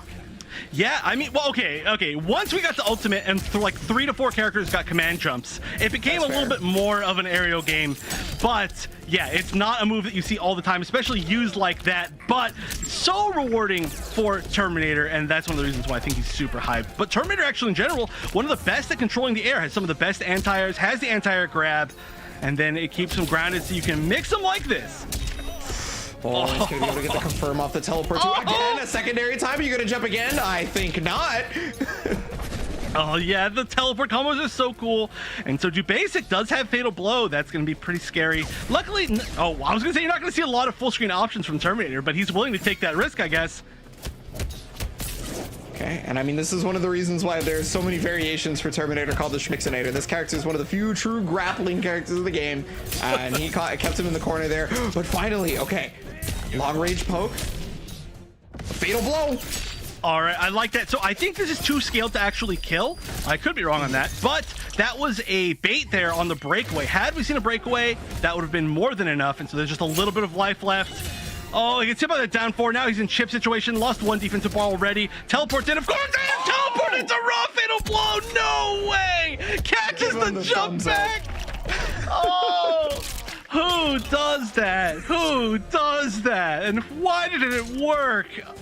You know, there have been so many strong reads today from just about every single player we've seen so far this bracket. That was another huge one because he quite literally had 1 HP left. He had already used his defensive bar, so he only had 1 more to go on the last breath. I mean, catching a jump back was incredibly smart. I guess maybe he had to have known because that he only had the 1 defensive bar and 1 HP. He was like, okay, maybe you're gonna go to jump back and then toss the projectile. That could have been a very common option there for Cabal, and you know that could have been what he was looking for and why he went for the teleport. And if that's the case, you had all the factors in your mind, my friend. That's actually a really good thing to point out, is that it could have been an attempt to punish the projectile, but regardless, it did end up working. And my favorite thing about that is it's the most tilting fatal blow because he hits you and you're like, oh my god, why'd I get hit? And then he looks at you and he's like, oh, it's the worst. But great call by Serious Hitman. And I was saying this is the matchup I'm most excited for because Serious Hitman is one of, if not my favorite player to watch here in the Open Series, but not disappointed at all in the first game. Hopefully not going to be disappointed throughout the rest of this set. But oh yeah, down to crushing ball so quickly. Oh, and the armor break. Oh, he's doing so well already. All right, so I finally got to see the variation. It's TDE, Running Man, and well, I just forgot the second one, but wait, now we know some of them at this point, so. Yeah, and the air grab would have to be the third one. I just forget what it's called. I don't know a lot of his move names. They're very confusing, but we're not going to see really any of them this round. Basic, despite a rough ending in that last game and a rough start to this one, stayed focused, managed to dominate that round. Oh, and a great flawless block. Yeah, flawless block. Gonna be able to catch him, and then he keeps the corner. That's the best part. Yeah, sure, you know, you run through with Cabal a lot of the time, but you always get to change the side. Amplify. What's the mix here? Oh, I don't know if that was intentional, that double jump. That neutral jump was a little bit weird. Maybe trying to catch some sort of like counter poke, but it was a little bit far away. All right, gonna get the nice knockdown. That's a good confirm. Super unsafe on block. Or on duck, I should say. Okay, oh, and then the catch on the jump. Amplify for full damage here. Yeah, you very rarely see that as an actual anti-air tool. Usually it's just in combos, so that was a really fast reaction. However, cornered now. Fatal blow available also. We've already seen it land. Not ready for the get up roll though. That's gonna get Basic out, but he already gets back into the corner right there. The slight gas is gonna be able to punish the standing one. Wow, yeah, I mean, that's one of the scariest things. I mean, like I was saying earlier, right? Terminator has a bunch of really good anti-air options. You can either go for the standing one, you can go for the down 3, which is the greatest normal of all time, where he sticks his little leg up in the air, or you can go for his down 2, or really just a million different things. But if you want to start anti-airing, then that means that can be taken advantage of when you have a move like Slight Gas, which can change your air trajectory, or if you have the air projectiles, which we actually really haven't seen very much at all, surprisingly. I feel like that would be pretty good here, but it clearly is something that Basic has read and yeah, just took control of this game perfectly. I hope we get to see a game 5 here, personally. Just this is a good set. Yeah, absolutely. I gotta assume that the air projectiles specifically haven't been gone to because of the teleport, right? The TDE. Well, we've already seen one instance of it being a possible punish to the air teleport, or the air projectile, excuse me. So I wonder if maybe that's one of the reasons, is like just too afraid that, you know, you immediately go for the projectile and then the teleport happens, and then that just means Terminator gets to run mix up on you afterwards. So it could be the case, you know. Yeah, it's true. It is possible, but it hasn't even, you know, established that maybe you should try to teleport here. Nice, gets the armor break. Is not going to go for the crushing blow. That's a very common thing to see from Cabal. You try to save that for later if you can get the punish version of it that launches rather than just the armor break that does extra damage. Oh, but here we go. The mix is beginning. Okay, Schmixinator coming in, Running Man. Oh, he just ran back. Right there. They were both running past each other. Oh, super weird. So we're gonna anti-air on that one. Of course, gonna spend the offensive bar because one more mix could probably just end up killing, but there's the anti-air fatal blows coming out. All right, and this should be quite a bit. Now, the one nice thing about Cabal Fatal Blow is that even if it doesn't kill, which looks like it's just going to barely... Oh, no, it just barely did. See, that's why I never, ever try to guess. But it does allow you to get, I think, at least a meaty back one, too. So at the very least, that could have been the option for some chip right there. But it was enough. That's all that matters. Yeah, ooh, and then there's the whip punish on the string right there.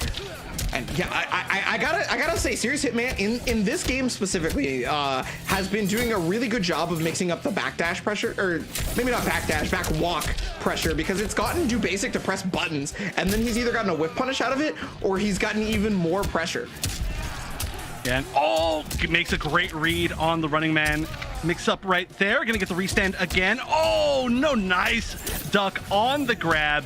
This is a good way to start the comeback. Oh no, I'm surprised he was standing there and wasn't ready to actually get that whiff punish. It seemed like that's what he was trying to bait. Oh, and gets over the running man leap. That is one of the longest recovering moves in the entire game. Super easy to whiff punish, and you can see how quickly this damage adds up. Just needs one more solid hit here. Yeah, I mean, he's already going to the shotgun to try and get a little bit of extra chip right there. The slight gas is going to put him in there, and Serious Hitman does have that fatal blow, so you got to watch for the armor. But the throw, one more mix up. All right, and yep, just needs one more solid hit. Oh, goes to the down 4, doesn't get the whip punish, but another grab. And Do Basic now 4 rounds straight. That was, okay, so that was like looking super solid for Do Basic. He was 100% like making all the right reads on that comeback. But then it got to that weird little scramble situation at the end where like the down 4 whiffed and the up 3 whiffed on Wake Up, and then everybody was just kind of confused. But Do Basic managed to still hold it together. And the double grab was what closed it out. And so I don't know. I mean, it's really interesting because it feels like there's so many situations that Serious Hitman is in total control of, but he's just not quite able to close them out a lot of the time, which I understand can be hard, you know, especially when you're looking at like the neutral Cabal, a character infamously pretty good with the, you know, really long range normals like back 1-2, forward 2-2, and Terminator, a character who has to take a lot of risks to, I mean, teleport in itself is like somewhat of a risk, but you know, that or it's like gonna be like Running Man doesn't really have like long range safe mids, for example, like Cabal does. So it's gonna have to make a little bit more of a risk in that situation. And you can tell that if it doesn't pay off even just once, like we saw the Running Man command grab get totally whiff punished, which really started a lot of that comeback. So it's gonna be tough if we don't see Serious Hitman close out the game. The thing is the Running Man did pay off at least once. It paid off a couple of different times, but it still wasn't enough, right? Like, we saw several different mix-ups off of Running Man too. It wasn't always the command grab. Obviously, he went towards the mid. That one got blocked, but then he went towards the mid a second time, and then it got him damage off of it. But it wasn't enough, you know? I mean, like, Do Basic was never deterred, just continued his pressure, and, I mean, we're here 2-1 now. It's all on Serious Hitman to make something happen. Oh, okay, so we did actually see a switch to the countermeasures variation, and immediately we saw the very weird, I don't know what the name of the projectile is, but it's the one that stops you from spending meter, which is going to be a very interesting tool in this matchup, and not one that I think ever seen used in tournament play. But the incapacitator, is that what it's called? Yeah, I think it's what it's called. Never ask me for names on anything. I'm always the worst with that. Oh, but here we go, corner conversion. I'll make sure not to. All right, well, Do Basic does have that fatal blow, but nice. There's the teleport. Is he going to be able to? No whiff punish on that one. And slight gas. All right, didn't have a crushing blow or anything, so it's going to need to find another opening. And again, it's going to the grabs in these final moments. And he still needs one more solid hit. Good usage of interactable so far, but nice. Finally, we're going to see the air projectile get a solid punish on catching something out, and it looks like he's just a lot more comfortable using it now. Did it work out? Yeah, Do Basic, I guess maybe heard you about those projectiles. He was just like, okay, finally it's time. Well, he has. Okay. I mean, he's conditioned that he's not going to be using it, so I like that he's switching to it a little bit later in the set when he's now on match point. But again, cornered, not an easy situation to get out of, I say, as he immediately gets out of it. Yeah, oh yeah, he's trying to goad him into pressing a single button and catching him on that. And he's noticing that he's not actually pressing any buttons, so he's starting to walk back forward or use the projectile instead. That's kind of been the game plan so far, is the shimmy's not really working out and getting him to want to whiff a button, so he's trying to go for other means of being able to open up Hitman. When I like the down one to stop him from pressing buttons after the teleport. He does manage to get out of the corner at the very least, I say, as he puts himself back in the corner. Every single time I say something, the opposite's going to happen. All right, what's the mix-up? Oh, actually just goes for a mid rather than any sort of running man. Oh, but I think there's a good chance that that's enough. No, doesn't go for any sort of armor-breaking option right there. However, definitely a second conversion is easily going to be it, as Do Basic is going to take the set 3-1. Yeah, I gotta wonder if Basic specifically didn't immediately go to Fatal Blow or Armor Breaker because he was expecting the break and just wanted to, like, you know, save the Fatal Blow for after that. Yeah, it's I don't know exactly either. I mean, that was maybe he was assuming that the mind game would be there, that he's like, yeah, of course he's not going to break away, because if he breaks away, then I get the crushing blow off of down back 4, or so. I guess it just really is just like a wrong guess in that situation, but could have taken maybe a little bit more guaranteed damage, chose to go with what he got and managed to find another opening. So in the end, it truly doesn't matter. And yeah, I'm surprised we didn't see an attempt at that more in the set. We saw quite a few slight gases in the air, but only that one single time that we saw the air grab as a go-to answer for it. And oh my, I still can't believe the ending of that very first game. Even if Serious Hitman did go down, he went down with style. And unfortunately, well, you know, it's only going to knock down into the lower brackets. So there's still a chance that we will see more Terminator later in the day, but he's going to have a super tough road, because when you have a bracket as stacked as this, it is not going to be easy to make it all the way back up. And the first few losers bracket matches that we are going to have are going to be off stream. So good luck to all those players that have to fight through that tough road. But hey, K-Top won last week, getting knocked into lower bracket round 1. So we'll see. Yeah. Who knows? Maybe the Cinderella story just happens again, just a different person. But yeah, Hitman maybe could be that person, because I mean, Hitman was in the grand finals of that week that K-Top won, right? Like, to already be in lower bracket right now, that's that. If that doesn't speak about how difficult this bracket is so far, I don't know what will. You guys can see Makaran, Asadamase versus, and then Mirko and Do Basic up there in the upper bracket. Yeah, and I mean, yeah, Serious Hitman versus Law Corridor in round 1 of the lower bracket is ridiculous. But we'll see how it all plays out after a short break. However, before the short break, I just want to remind everybody that it is definitely not too late to get involved in any of these tournaments or any of the other PS4 tournaments. Just go to compete.playstation.com and you can sign up for a ton of different games, get a lot of really good experience no matter what your skill level is. And, you know, again, not just for Mortal Kombat, but for a ton of different games, BB Tag, Uni, Soul Calibur 6. I'm definitely going to forget a lot of the other games. There's just too many, so check it out yourself. FIFA, thank you. Yeah, there we go. I'll never let anyone forget.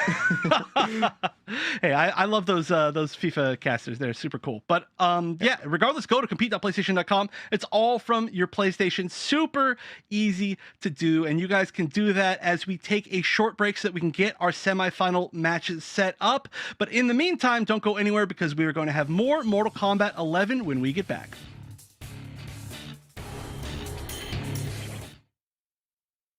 Yeah, you can't hold me down. Yeah, how you let me know? You won't beat that out of call. It's like bling.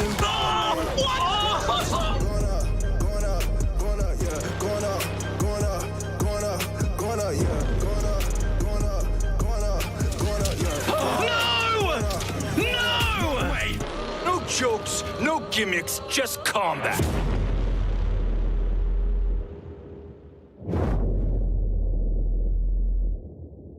PlayStation.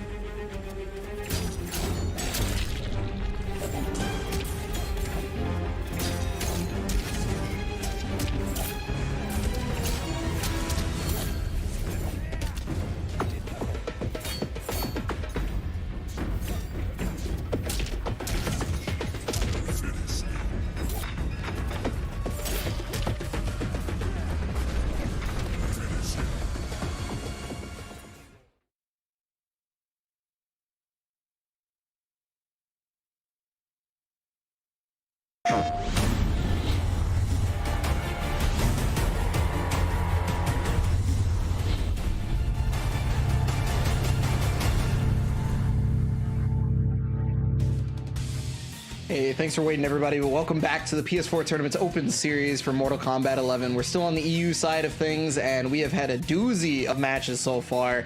Easily one of the more stacked brackets that we could probably get for one of these invitational weeklies.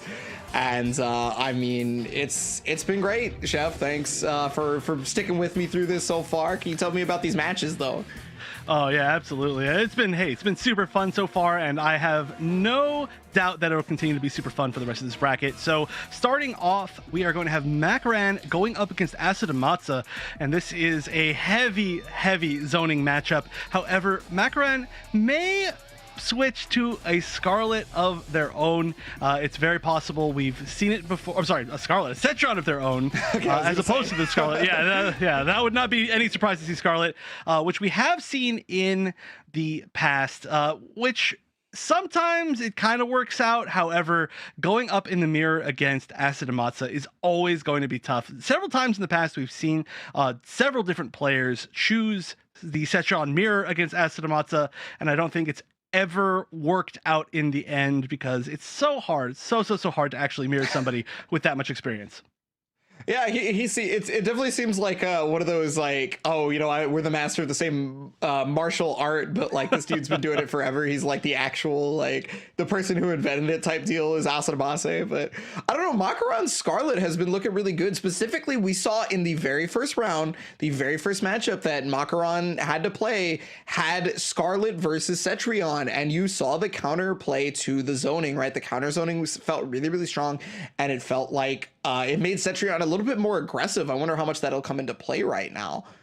Yeah, I mean, it is so hard to stop, especially a very zoning-oriented Cetrion like Asadamasa from zoning. And wow, the poll is super close, as you can see on the screen. It's 51% for Makaran. That's really surprising to me that it's, well, first of all, that it's that close.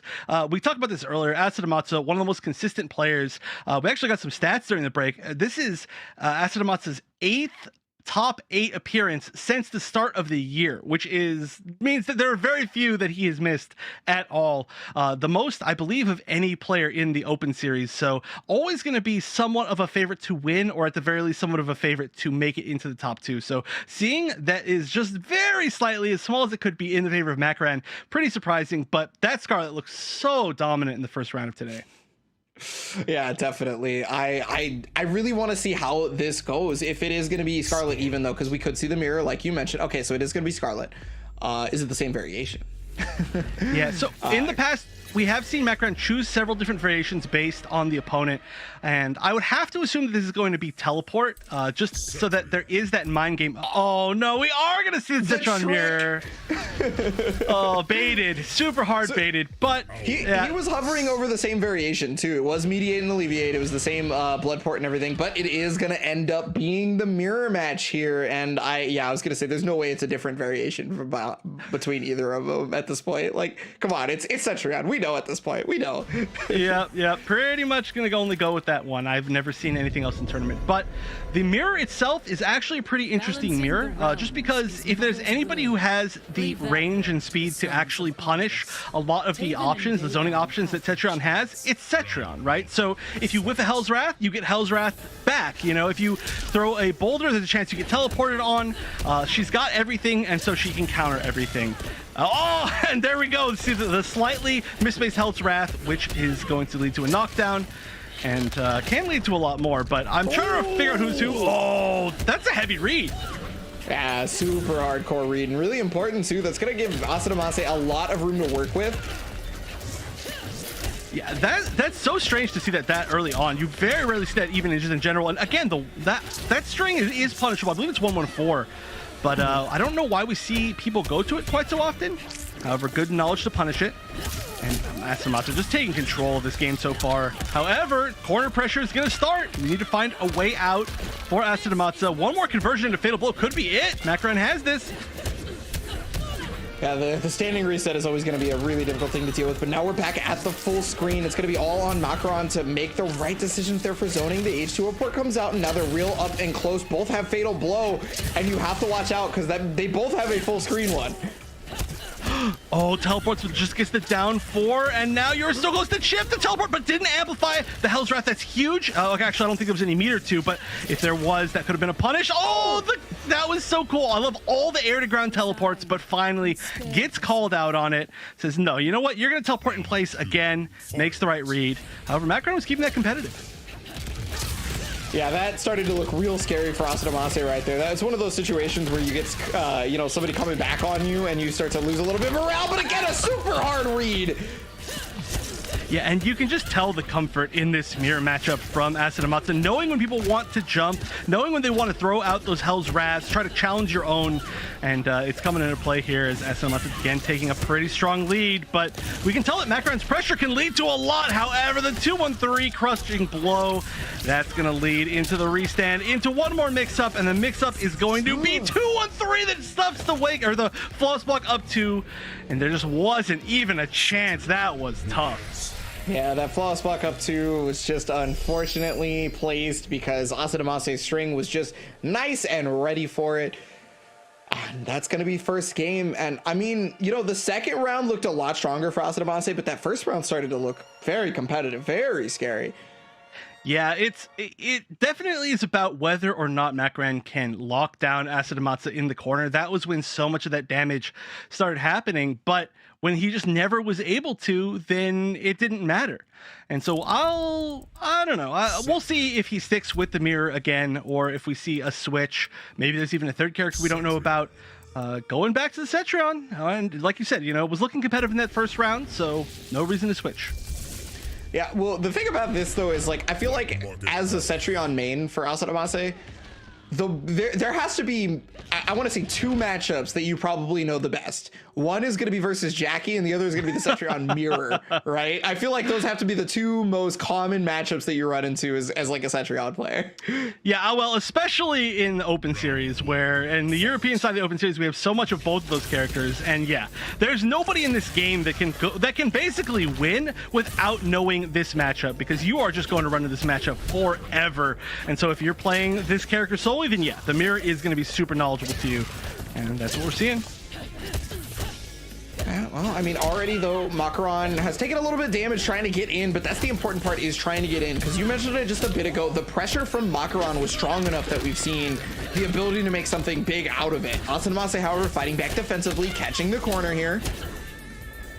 Yeah, now Asanamase really gets a chance to pressure. However, very often we do see Asanamase play less of an active pressure game and more of, like you can see right here, kind of goes in and out. Oh, that was a beautiful conversion from the jump kick. Gets 2 restands in a row, and I mean, that was a good flawless block. It did avoid the chip kill, but that's still going to be so tough to make the comeback, and yeah, it's just not going to be enough.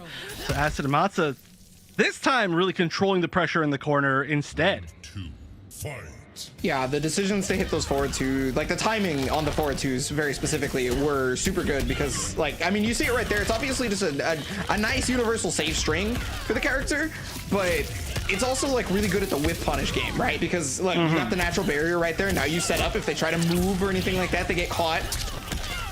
Oh yeah, it's a one-size-fits-all type string, really. I always like to say reminiscent of Injustice Superman 423, because it's also 423. My favorite string. And then you 423 for Superman. You also do 423 into a safe unblock wind move with Cetrion, so very similar. You know, there's all the similarities. Got the air laser in a way, amplified for second air laser. Yeah, the only thing she doesn't have is canceling into the trait, right? Like, she can't cancel into the trait and get, like, super powered. Oh, please, don't give him any ideas, please. I'm sorry, I was a big fan of watching Superman, but okay, fatal blowout, and Asanamase is coming right back with it. It seemed like Macaron was doing a lot better this round, but the damage racing, it's gonna be in Asanamase's favor, just barely alive. But how do you avoid chip here other than just, you know, actually using system mechanics? That's how you avoid chip. I'm sorry, I don't even know why I spoke it into the ether. Oh no, I mean, the funny thing there was that Asanamase did nothing on the knockdown from the fatal blow, because he was waiting for that teleport. The teleport didn't come out, and he's like, oh, maybe he's not going to teleport. Then jumps up, does a Hell's Wrath, and then that's when the teleport came. So perfect time for Macaron staying in this. What a just proper decision right there. That has to be amazing for Macaron's morale, because at the very least now he knows that it's not going to be so difficult for him to be able to get in. And I mean, look, the pressure is almost emphatic right there. Finally, the get up roll is going to be able to get Asanamase out, and then right back at you. Yeah, this is a true mirror in ways, but we'll see if he can keep him in the corner this time. And the interesting thing here is that Fatal Blow now is gone for both characters, so that means that no huge comebacks here. Also, I think 2 and 3 is gone for both characters. Maybe Asanamase still has it. Kind of blends together when you have so many games of a mirror like this.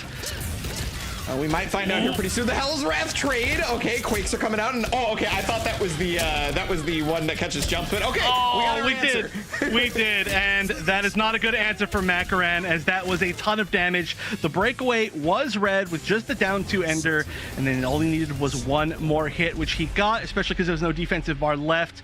And so Asanamase is going to go up 2 games to 0. However, that was Macaron. That was Macaron? That was a great. Yeah, that was Macaron. Oh, I'm almost certain Macaron was the purple, right? I don't know.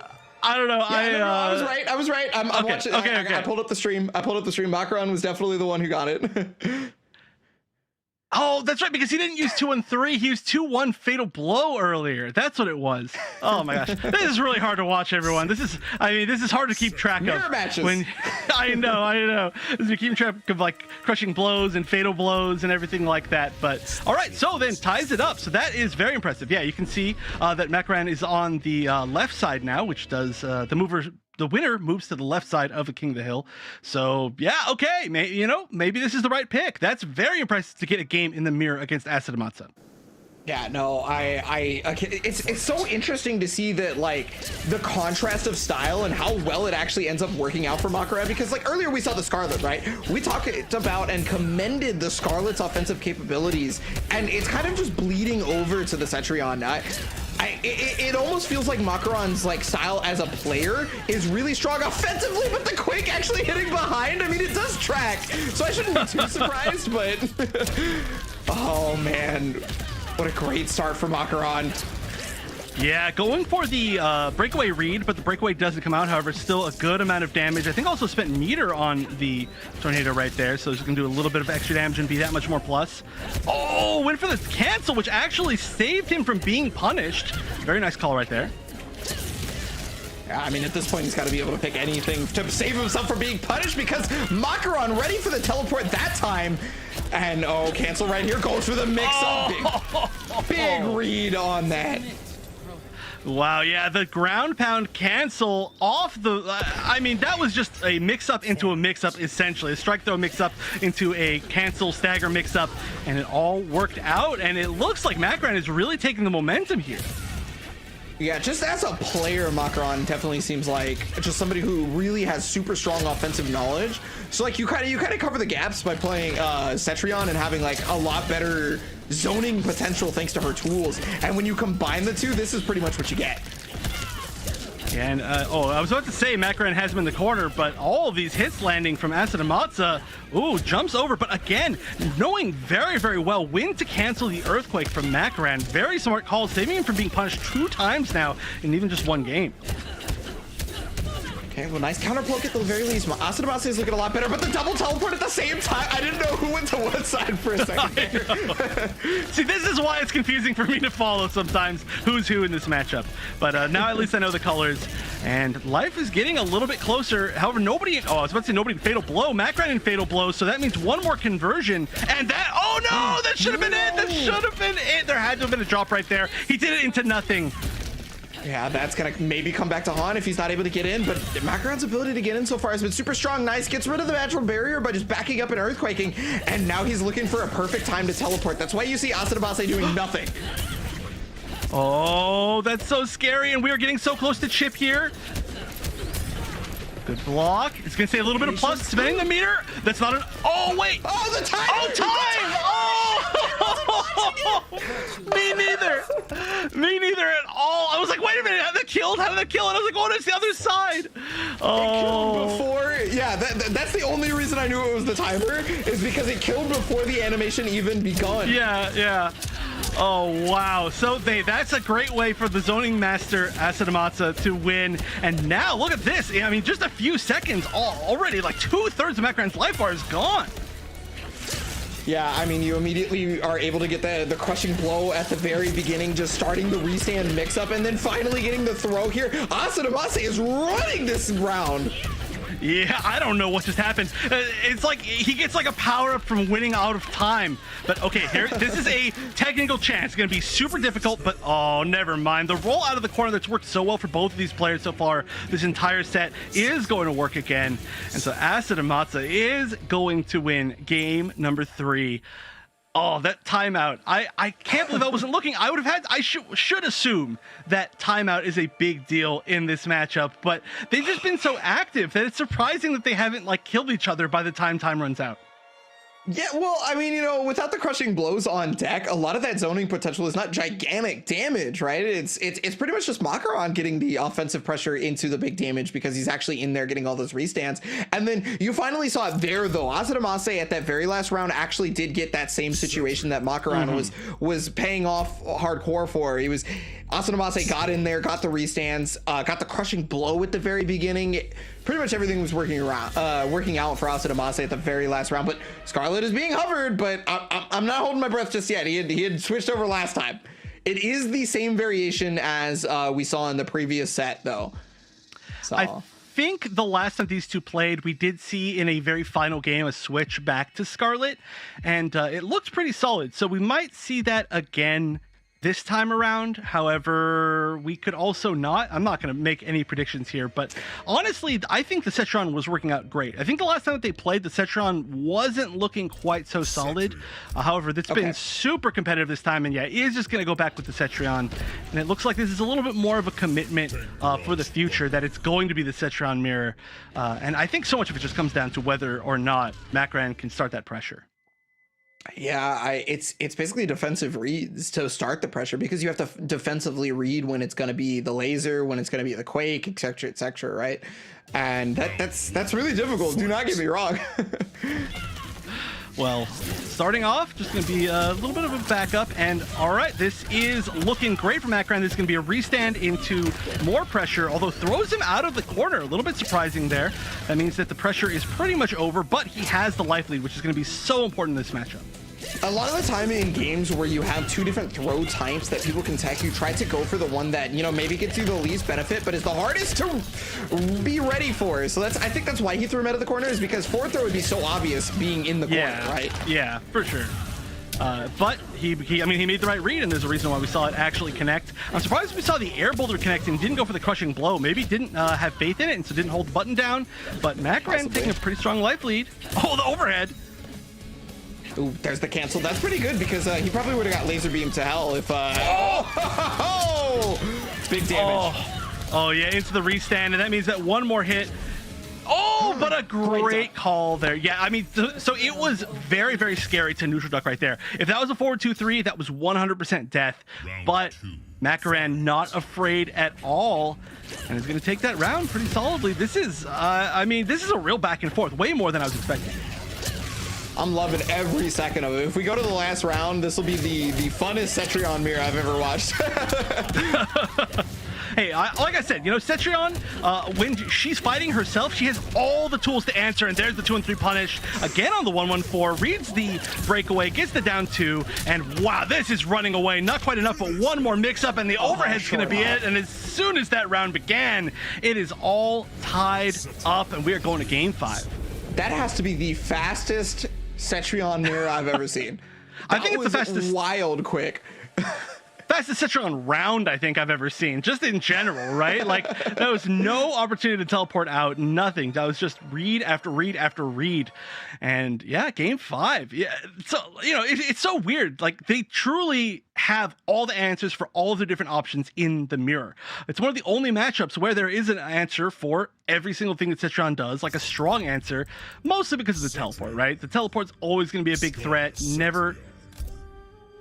Okay. I was really scared. I was like, "What? You can't switch. You can't switch. You just won." No, I think Macron has just been playing this whole time. It's been all Cetrion at this point. Yeah. Maybe just trying to bait us once again. You know, just like getting taking the power from his main, being like, "All right, I'm gonna hover over you. You know, absorb some of your superpowers, and then just move back, like a Space Jam situation." Yeah, of course. Michael's secret stuff, right?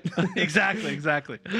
But yeah, you know what? Playing like a monster right now, getting all the way into game 5 in the mirror against Asadamasa. So surprising. But let's see if he can close it out. That would be for sure the first time that we see somebody defeat Asadamasa in the mirror and starting off strong.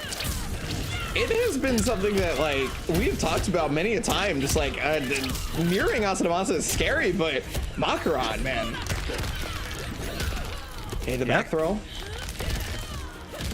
He's just changed so many of his habits from early in this set too. Like, you can see him like grow as a Cetron player, breaks away to avoid the crushing blow, which is going to be a punish. That 2-1-3 does have pretty long recovery if you break away early, as he did his in anti-air. So a great call out there. And now Asadamasa is getting pretty low. There's another restand. Oh yeah, and that's gonna do it right there. Macron on set point, and that match looked great for him.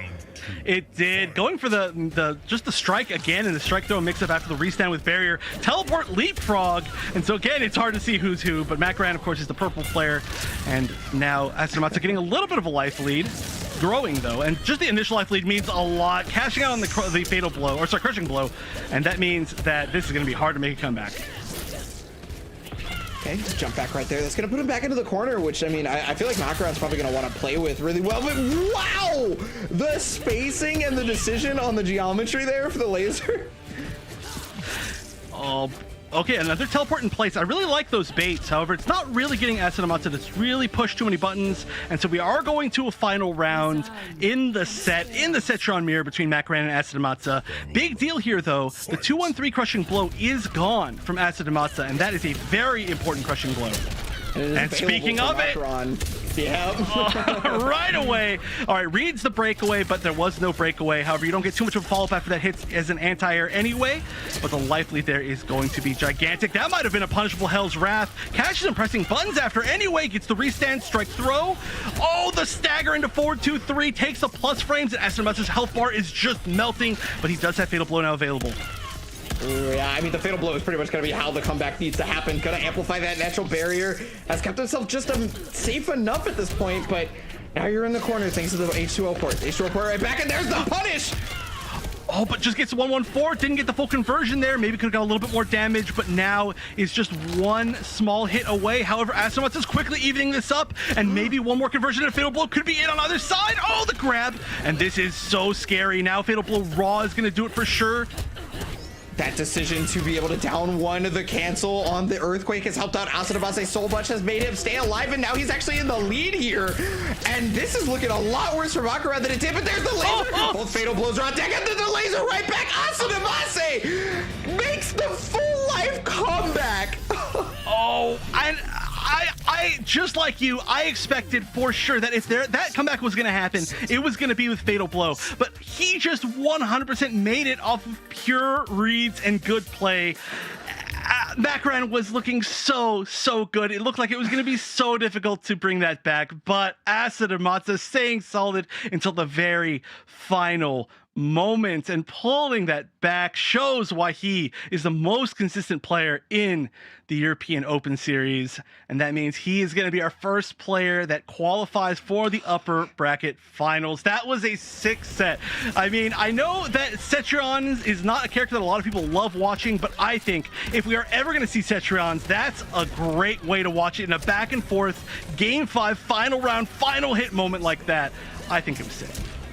No, I am in 100% agreement with you. That entire set was wonderful through and through. We saw that a lot of people, or excuse me, a lot of Asadamasa's decisions versus Macaron teleporting was, I think he was specifically looking for the camera change and not the actual animation of the H2O port to be able to react. Because you notice, like, when the H2O ports would come out in place, Asadamasa did nothing, right? The baits were there, but no one took them. And that leads me to believe that Asadamasa was specifically looking for the camera movement to see if it was a real teleport or not.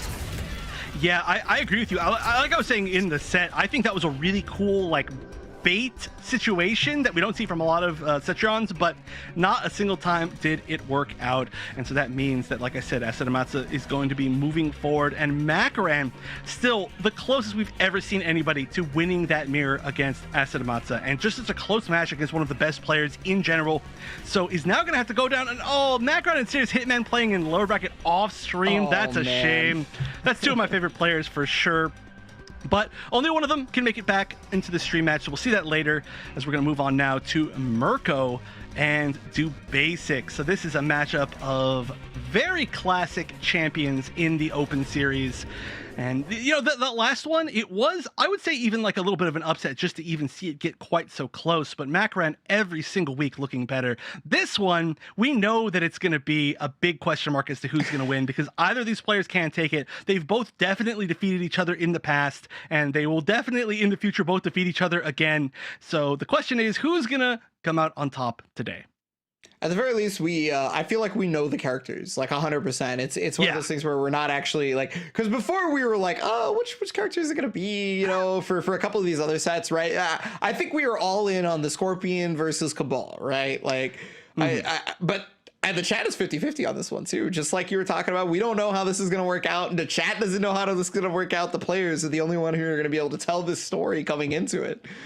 Yeah, I don't think I've ever seen in one of these polls an actual exact 50-50. So that is pretty impressive. It's always close like that last set where it was like 51% to 49%. So yeah, very, very tied here. But Yeah, we are going to see the Scorpion against the Cabal. And like I was saying earlier, Mirko is incredibly good against all of these air mobility characters that we've seen coming out post-Ultimate. And I'm sure it's no exception with the Cabal using Slight Gas. So we're going to probably see a little bit more of a grounded approach. However, both these characters with really long-reaching normals, really strong neutral. So they can really challenge each other in a lot of different ways. You know, it's going to be really... I don't know. I have no predictions. It's really hard to even talk about what this matchup is going to be like because they have such a strong history. The characters match up really well. I want to see it. Yeah, well, I mean, hopefully we're getting into it pretty quick, but like, gosh, there's the teleport cancel for Scorpion. I'm certain that's coming up, right? Yeah. And then there's obviously Cabal's ability to make it across the screen as quickly as possible thanks to the run. So I do wonder how, like, whether or not that catches teleport cancel. Like, I'm curious. I'm legitimately curious. Like if you like, teleport try to do it back.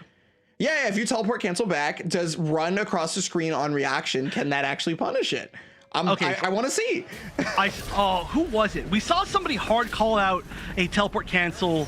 I think it was with maybe K-Top last week, calling it out with a dash punch, which was a lot less high reward, but I think it did get the crushing blow. So I think it's entirely possible. Of course, that would be a really heavy read, and I actually don't know personally whether that's a true punish or not. No, but that's a little bit slower. Regardless, we'll see. And if they are going in with what we expected from them, and immediately we're starting off with Do Basic getting the first opening, which is always going to be a lot of damage, especially if you get the crushing armor breaker. That's half life gone. Oh man, yeah, that's a great start for Do Basic. Again, Scorpion, he is a character that can dish out damage. I feel like that can be a very quick turnaround. Damage racing versus Scorpion is something that you really got to be able to figure out because he can dish it out just as quickly. Yeah, like by the time you said this could quickly turn around, or whatever your actual wording was, it had already turned around, and it likely had already gone back to Mirko, and now it's just continuing to go in his favor, as he only needs one more hit, and that's going to be unsafe, so that will definitely be it, as I'm sure Mirko will punish in every possible situation. I like the call out, though. If that down back 4 had caught him poking, that would have been the launching crushing blow. Oh, no, it wouldn't have. He already used it. So that was actually a little bit of a mistake on Do Basic's part, I think. Yeah, these things happen. Oh, yeah, he tried to fake him out, but Do Basic was not biting on that one. Really good patience. Yeah, both of these players know very well when to be extremely patient. Oh, great standing forward to actually get as much damage as possible on that breakaway. And now this corner damage setting up three fours in a row. Oh, the fourth one to crushing. Oh no. Oh, you know what? The #1 rule of fighting games, if your opponent isn't dealing with something correctly, just keep doing it, right? And that 4-3-4 in the corner. Don't fix it. Exactly. Oh, but he already used the crushing blow. I think he forgot that he used the crushing blow because he fished for that earlier and he just fished for it again, but it's not going to pay off because he did use it on the armor break, which is such a rare thing, and that's why we tend to see that crushing blow saved and them just taking the normal damage from the armor break. But now it shows exactly why, and Mirko with a very quick game 1. Yeah, I think he specifically just wanted to be able to get out of the corner situation with that one. I don't really know if I don't think he forgot about like having used the crushing blow or anything. I think it was about positioning personally. But, yeah, it's possible. It is pretty a long range special, so it could just be used as a poke. I'm just saying he was getting hit by 3-4 over and over again. At that point, at that point, I feel like he's probably looking for a way to either get out of the corner so he doesn't have to deal with the 3-4 string several times, possibly.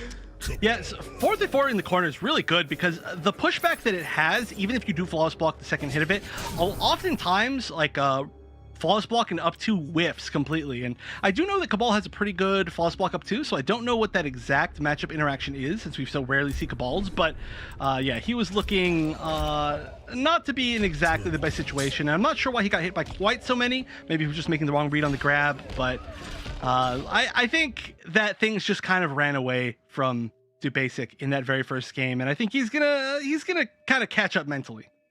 Yeah, definitely hope so. Coming into it, I mean, it was only the first game too. It's one of the reasons why 3 out of 5 is so nice for these players, is because they get all that chance to adapt and come back. Game number 2 underway.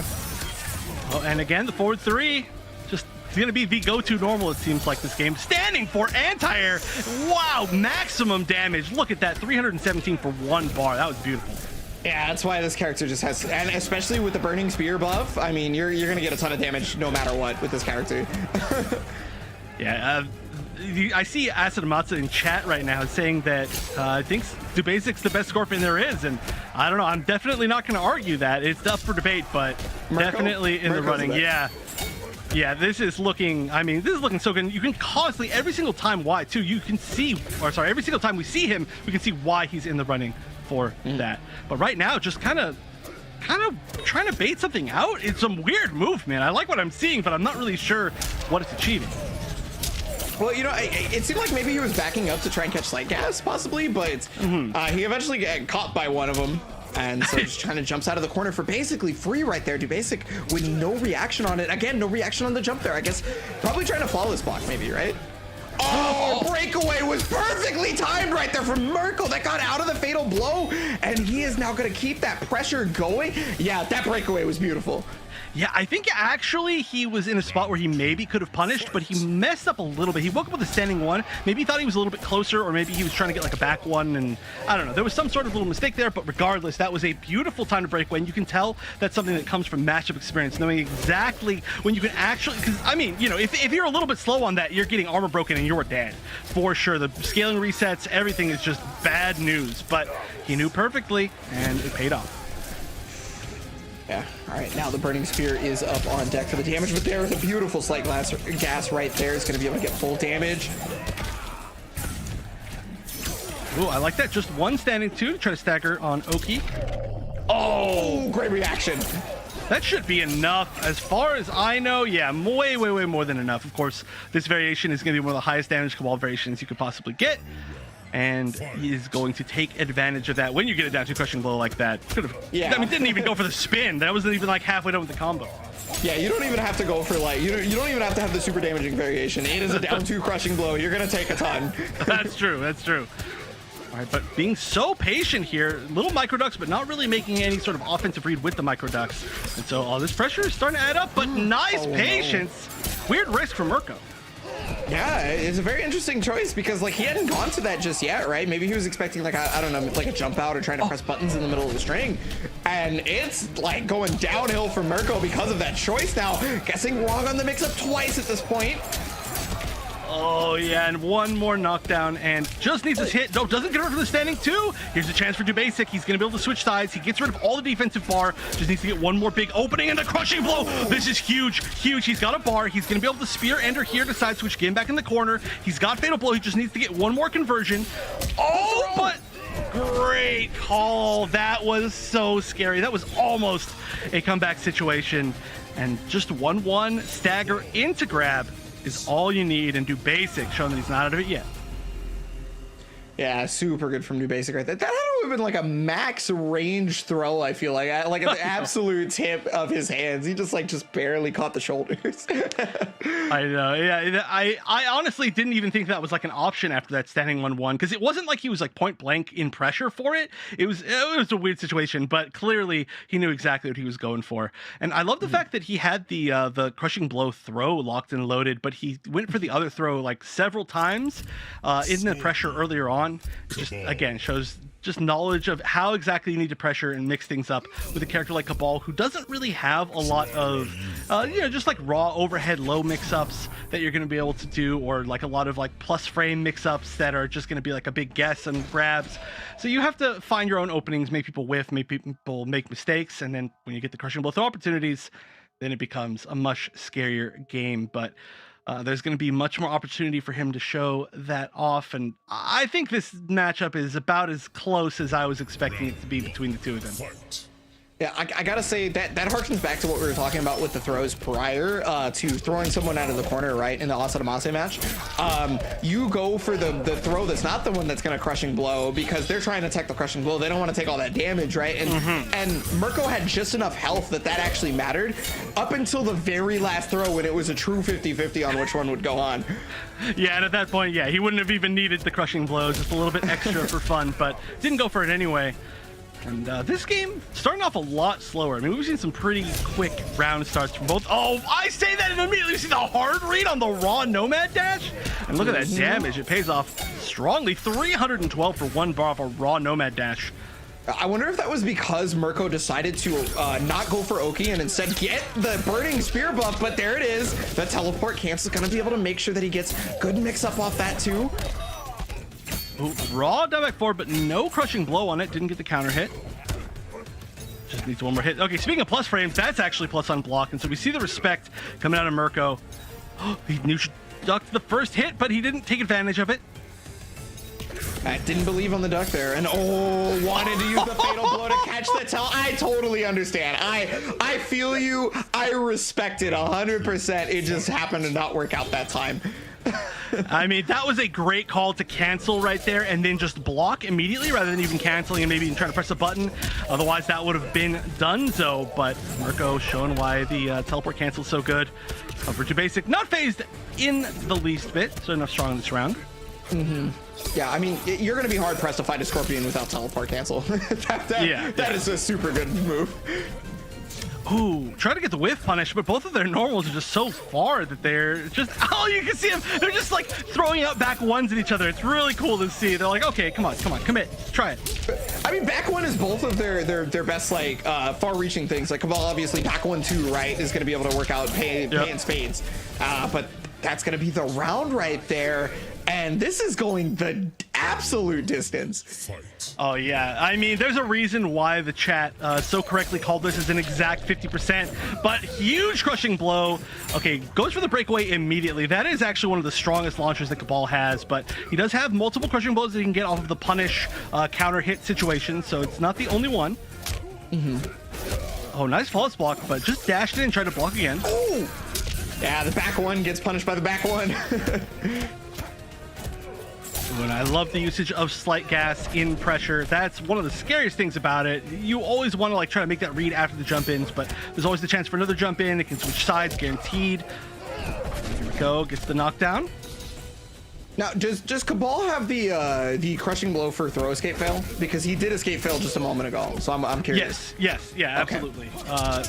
So we'll see if it comes into play. He was starting that a lot in the last game, so I don't know if he's ever going to try to cash out, but speaking of cashing out, big crushing blow does a lot of damage over time after it hits, so you can see Dubasic's health going down as we speak. Oh, look at this stagger pressure. Dubasic patient, but finds the perfect moment to poke out and knows that that's going to be it. More than enough. 1-1-1 into fatal blow. Even if there was a breakaway, would have caught it. And so that crushing blow damage over time is not going to mean anything. Dubasic taking game number 3. I still think the crushing blow was the right call because at the very least, if you keep the pressure up, it's not going to matter if you get the hit or not up until, you know, they get close to being able to be chipped out.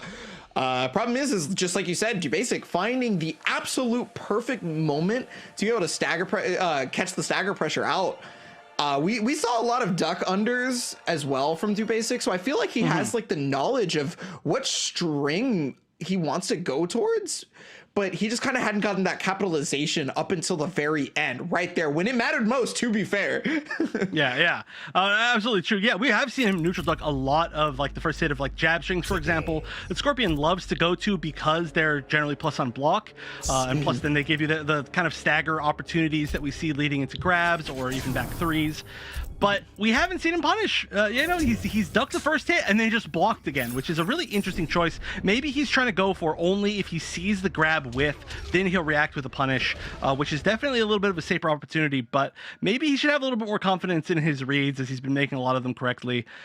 But hey, he's up 2-1 in the set, so whatever he's doing, I guess just keep doing it, right? So actually in the middle of that set, he started to get a little bit more confident about the down the crouch into down 2, because we saw him crouch and then immediately just down 2. It whiffed, so it happened to be the wrong timing, but it was like he was just like, okay, I've been crouching all of these, I clearly have something, and he just started to start believing.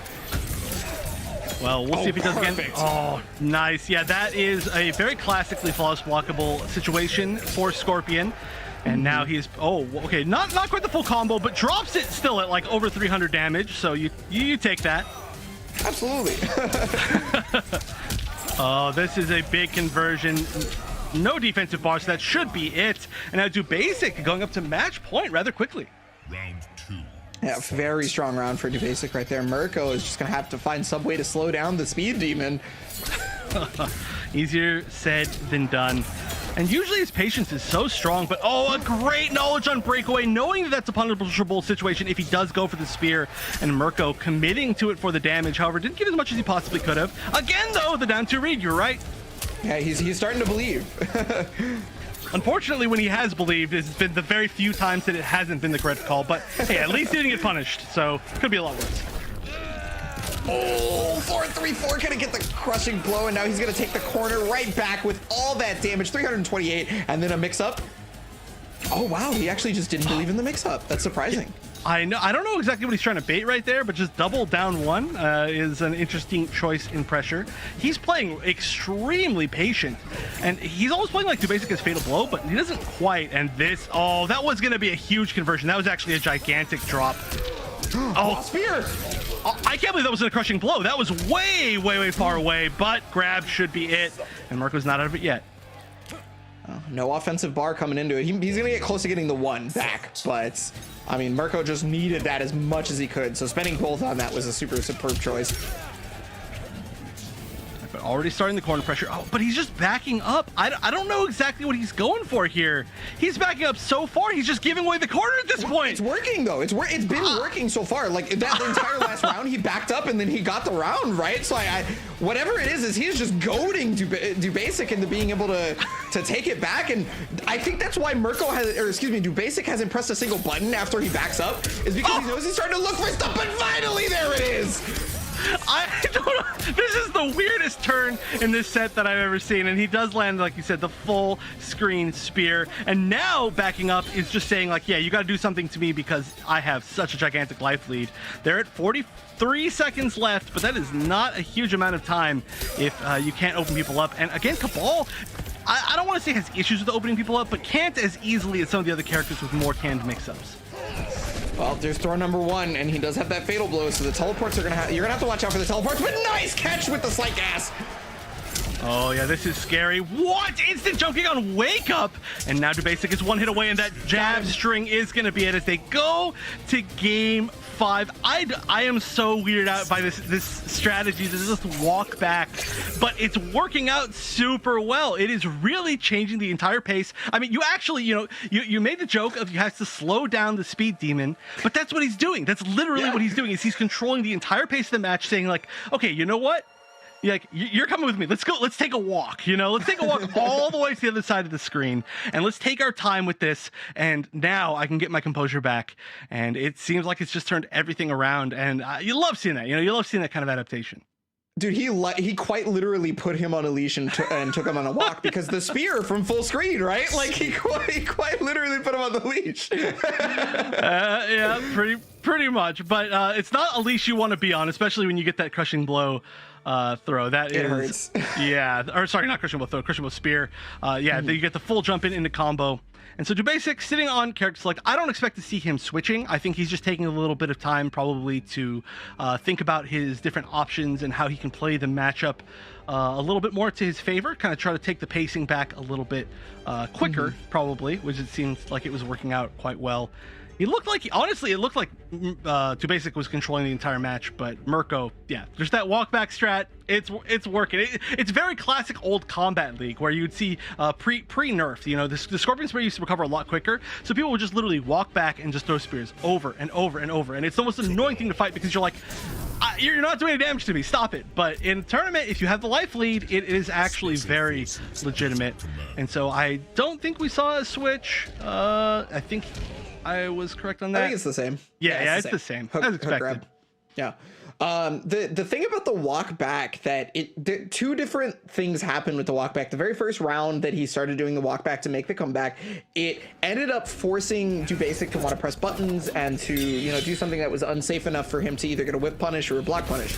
And so Mirko took advantage of that, right? So in the second round when he started doing the walk back again, Dubasic would walk forward and press absolutely nothing. He would be too terrified to press buttons after walking him into the corner, which is incredibly rare. So the adaptation comes into, how do I walk forward and still apply pressure to a character with a teleport cancel and somebody who has been very clearly hitting me with forward 3-4 or anything else like that, right?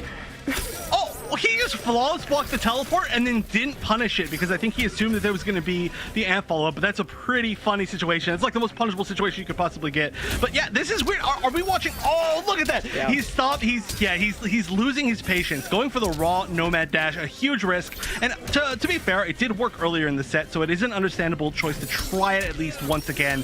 But that one hit is going to mean that Chip is going to be on the table and didn't even need to. 4-3 is going to land, and Mirko now on match point, playing the long game. Yeah, well, the long game is exactly it. Slowing down the speed demon ended up being the proper choice, but okay, forgot the breakaway. Oh, my ribs. Ouch. Yeah, it's funny, he slams on your back and then it breaks your ribs, but whatever works. And yeah, that is a huge amount of damage, and honestly, it's really important. Like I said, we do tend to see it saved a lot, but oh no. And yeah, has to break away there, but the life lead is now gone. Okay, although he's going to steal it back very quickly here. Doesn't spend more than one bar. That's pretty surprising to me. He usually likes to at least go for the air slam. Yeah, that's exactly where Dubasic wanted to be, though, is just being able to be in a position where walking back is no longer a safe option for Mirko, and it's become a much more of an up-close fight. And I mean, Cabal is definitely going to need that in this kind of situation. Yeah, and this is scary. Oh! And he gets the armor break! Let's go, Dubasic!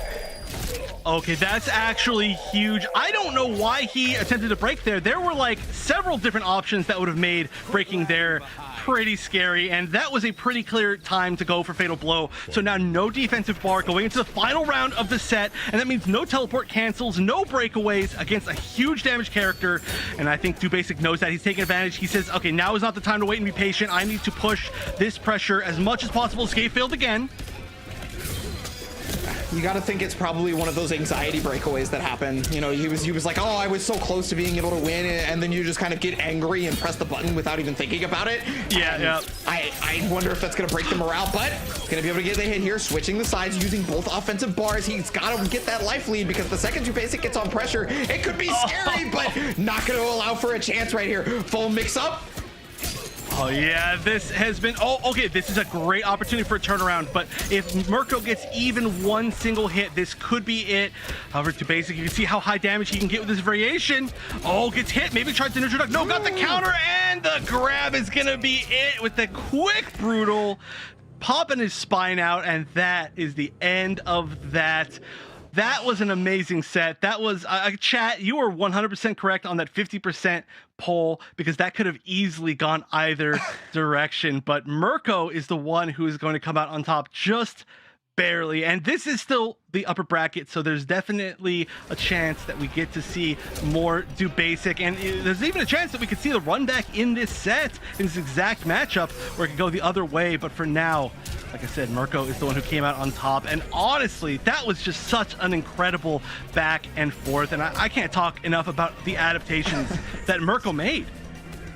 Yeah, no, like, it was starting to look real bleak because Dubasic had, the second he had taken, I think it was the second game, after Mirko had won the first, it was like looking real difficult for Mirko in any avenue, right? The offense was looking a bit too strong. He wasn't able to make too many proper decisions in neutral, but then he adopted the patience. He adopted being able to walk back and just waiting for Dubasic to start pressing a little bit too heavy. And it worked out beautifully. Got the armor break, though, for Dubasic, and it started to look like it was coming back in his favor. He started to press the issue when there was no more defensive bar for Mirko, but it wasn't enough. Yeah, that, I mean, I don't know. I don't even feel like there's even that much more to say about that set. There is just that, if anybody ever wants to see, exactly, if anybody ever wants to see how to play that matchup from either the side of Scorpion or from the side of Cabal, that would be a set for sure to link them to. But that means that Mirko is going to move on and take on Acid Amatsa, as we're going to have an upper bracket finals comprised of the the double Italian powerhouses. Not the first time that it's happened, and definitely not the last time that it's going to happen. It's a very common one. We always see great matches between them as well. But before that, we do have to play out some of the lower bracket matches. And so while we're getting those set up, we're going to go to a break. But even before that, I just need to remind everybody that if you want to sign up and be part of super hype tournaments like this, go to compete.playstation.com, the one-stop shop for all of the PS4 tournaments for so many different games and any skill level that you want. There's really just, if you are bored at home and you want to do anything, just play in some of these tournaments. Risk-free, costs you nothing. There's a lot for you to win. Just do it, basically, right? You're going to be playing Kombat League anyway, right? So you may as well jump in here, get a chance at, maybe some prize money. But with that in mind, y'all, we are going to take this quick break, and we're going to be back with the upper bracket finals very shortly. Stick around.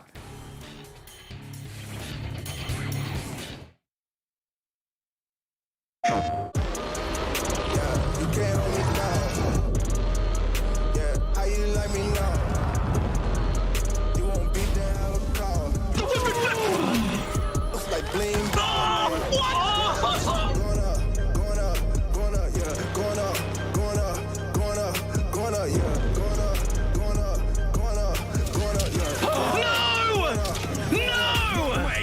No jokes, no gimmicks, just combat.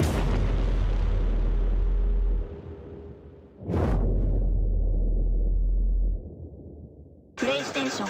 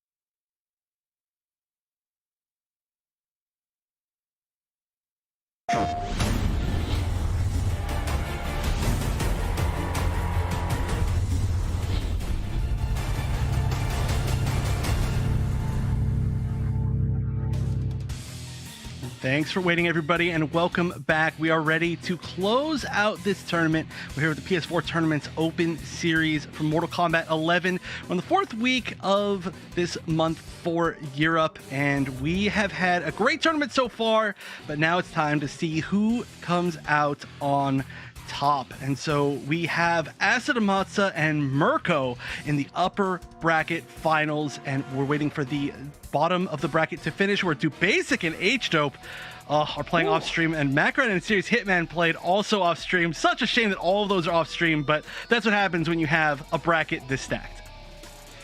Yeah, I mean, every match had someone who has either made it to like a final or has been very close to making it to a final. So no matter what we were going into, it was going to be something that was super difficult for everybody involved. And somebody who could win a tournament went 0-2 today. Like, think about that. Yeah, that was Law Corridor. We didn't. Yeah, I was actually about to point that out. We didn't actually talk about that earlier because we didn't get that result in, or there was just not enough time. But Serious Hitman actually defeating Law Corridor, making Law Corridor go 0-2. That is extremely impressive. But again, we're not going to see any more of that.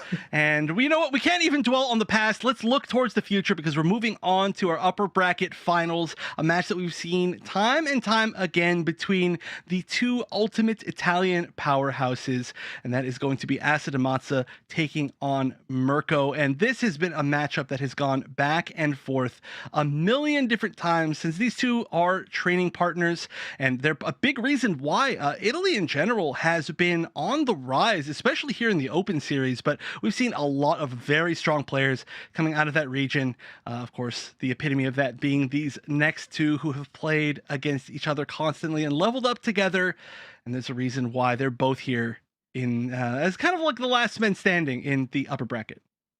Yeah. Italy kind of in Mortal Kombat kind of reminds me of France and Soul Calibur, right? Just like an obviously strong region of players. And I mean, showing up today, super hardcore. You talked about it, training partners in all. So I can't wait to see that training partner wacky stuff. You know what I'm talking about?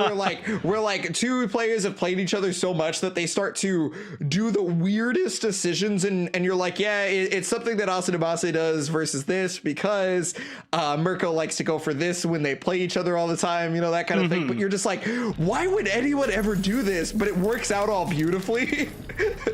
Yeah, no, I mean, that is something I definitely expect to see, and we see it a lot at round start too. But now that I said that, of course, they're probably going to play safe at round start.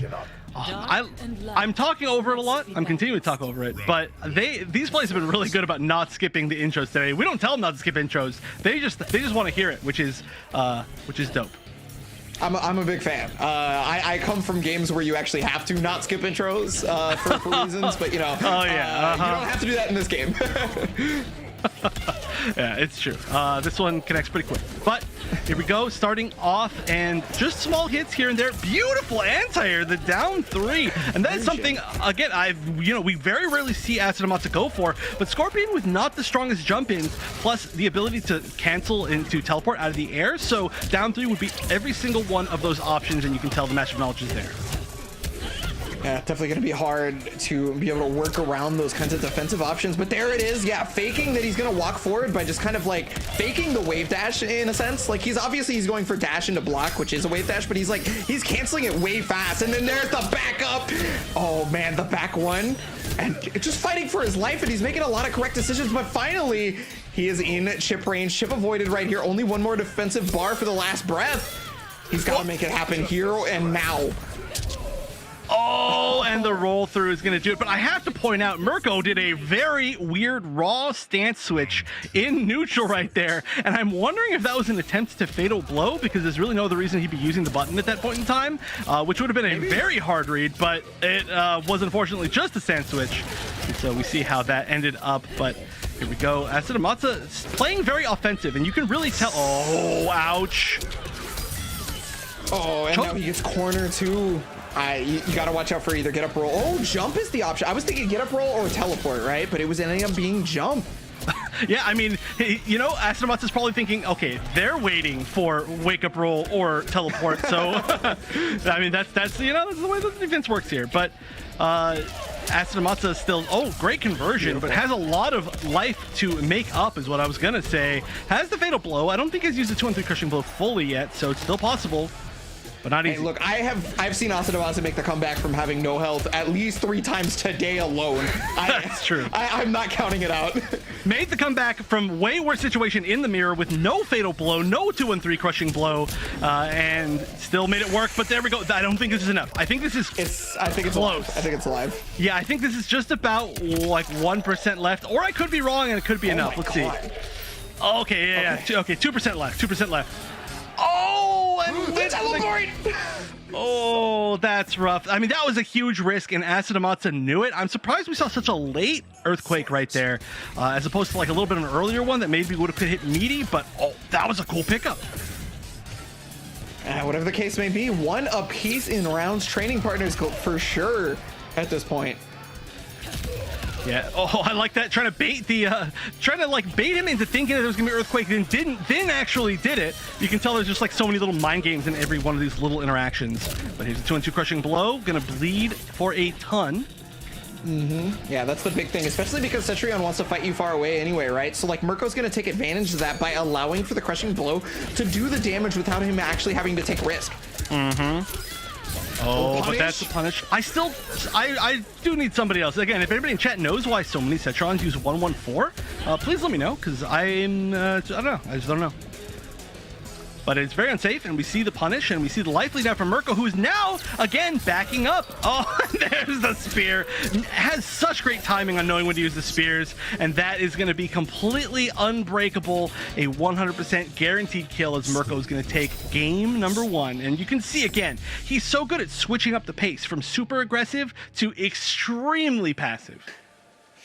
And that's actually what got him so much mileage out of versus Do Basic, right? Was just like he started out omega aggressive, and then the passiveness came into play just around the very end, and it was everything that was needed because the switch up was just so jarring, so out of nowhere for his opponent. Like Asadamasa wasn't ready for it, Do Basic wasn't ready for it, and it's working out beautifully.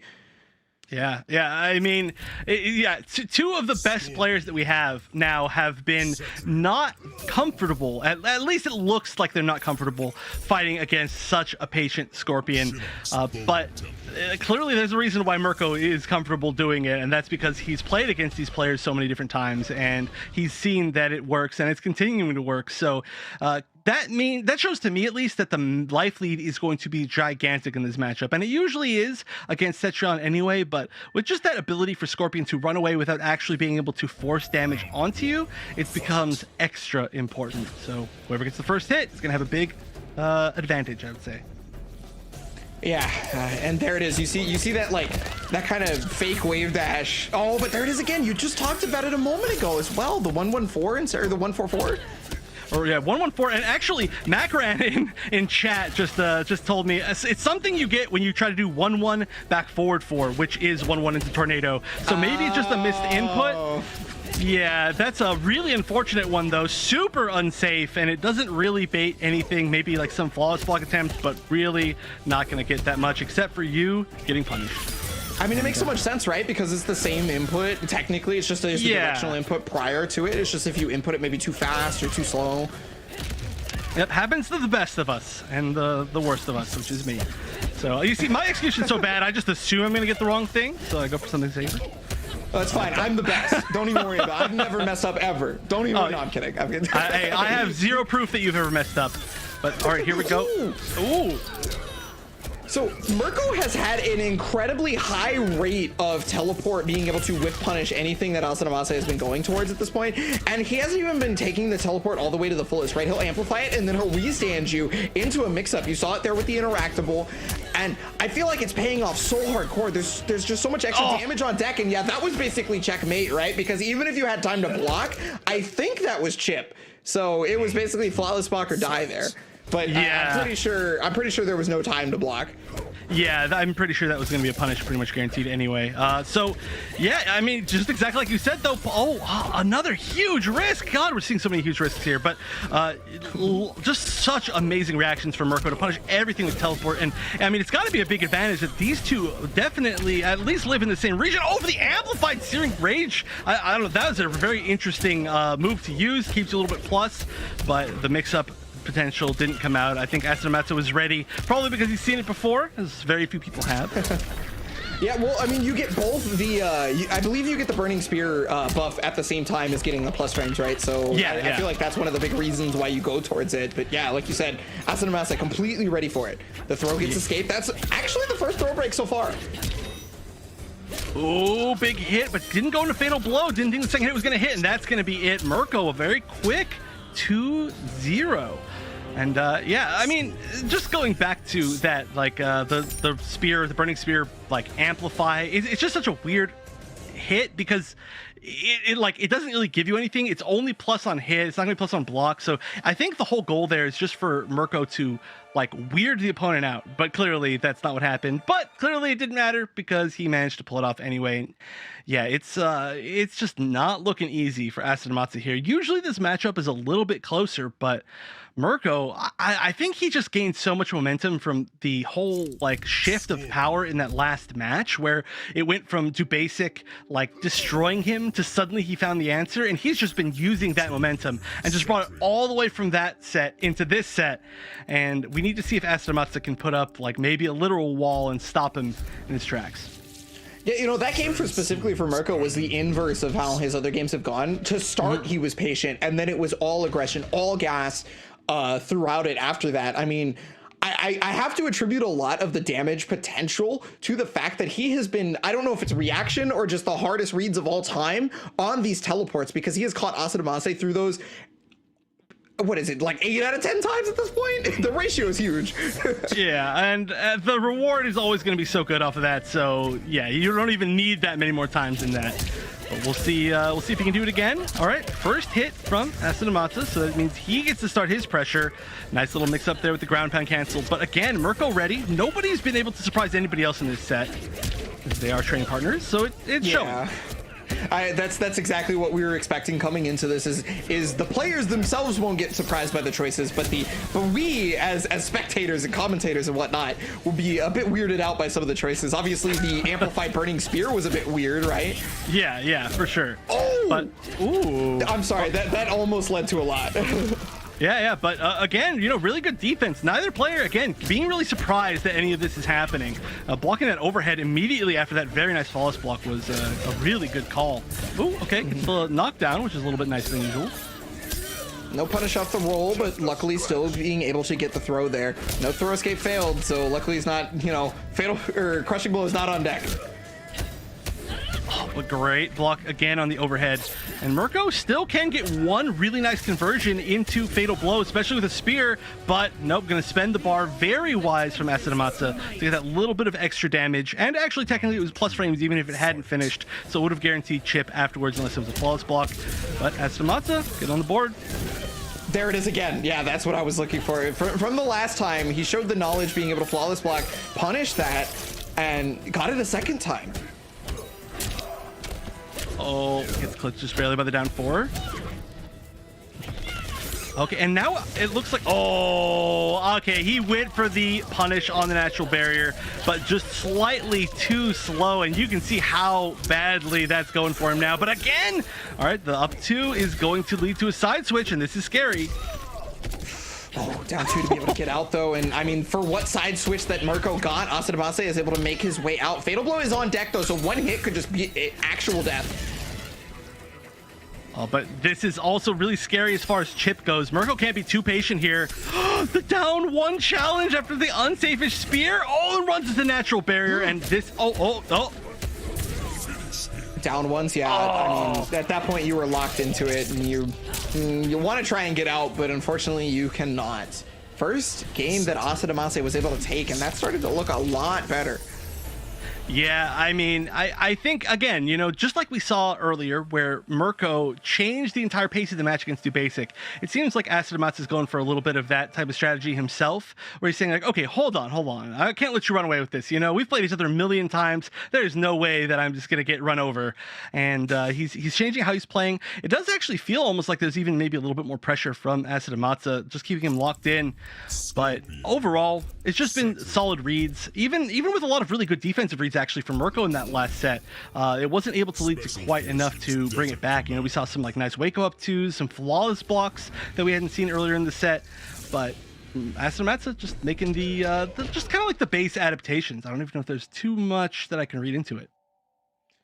Yeah, I feel like for this match in particular, base adaptations are kind of the only way to go. There's not something huge that's happening between the two outside of maybe, I guess, if you want to call teleport cancel being a big thing. I don't know if it counts as like a big thing. That feels like a basic thing that you should have on deck versus Scorpion a lot of the time. So yeah, I mean, again, also even when players play each other a bunch too, like these two are training partners, then it usually is just the base adaptations, just making the right reads in the right situations. But that was a really nice combo to start off, all off of just a jump kick into spear as opposed to jump kick into teleport, which can be punished in the breakaway. Wow. So Asadamasa that entire time was attempting to fake Earthquake or any other like grounded move, right? By just whipping down twos, down threes, right? Just over and over again. And Mirko did not bite and effectively reacted to Earthquake properly and has done so almost every single time, despite Asadamasa trying to bait him out. Yeah, these teleports have been a 100% hit rate so far this game. And this is a really important game because Mirko still needs just 2 more rounds to take the set and move into grand finals on the winner's side, which is going to be a really nice deal. A flawless block going to be able to help Asadamasa out, but reading the H2O port. Okay, just down three. Yeah, catch him trying to walk forward. Down 3, you try to walk back, I got you. Down 3, I got you. down 4, I think, but it's similar 4, button. Yeah. But yeah, it's that is interesting because we haven't seen that as much of an option, especially because Setron's down 4 and down 3 are incredibly good. So usually you don't want to try to challenge it, but Mirko just pulling out the perfect moment just to try to close out those final tiny hits. And nice crushing blow. Finally catches out on that. Hasn't had too much of an opportunity before, but oh yeah, 2 in a row. No defensive bar. Here it is now, but it's only appearing after the restand into the crushing blow, so no breakaway available. And I don't know how you make this comeback. Good luck, Asadamasa. You've done it before. You can do it again, but maybe not. Increased damage because of the spear buff, and now only 2% life. The teleport. Oh! That's a start. Hold on. Wait a minute. One more throw. Okay. Oh, but there's no Oki off of this throw, and the forward 3. Didn't even get chip kill right there. Just tried to press a button, and a great final round for Mirko, who was looking undefeatable today. A 3-1 over Asadamasa, a double crushing blow round to end it, and that is always going to be devastating. Oh yeah, you're right. Triple. 3 in a row.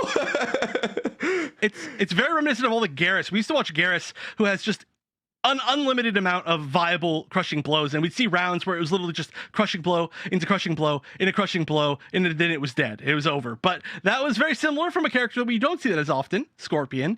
Seeing the 4-3-4 crushing blow, the 2-2 crushing blow, yeah, that's right, that's what it was. And then yeah, just everything all in a row. But Mirko just.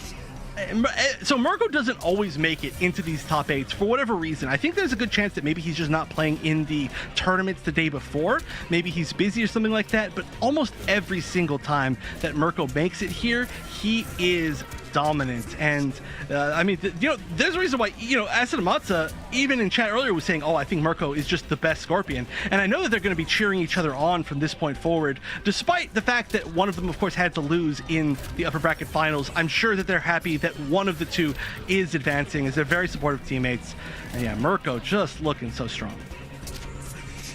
Yeah, I cannot believe the decision making. The reaction again and again and again. He specifically looked for Asadamasa to be faking the earthquake and somehow never got tricked once and got all those teleports in.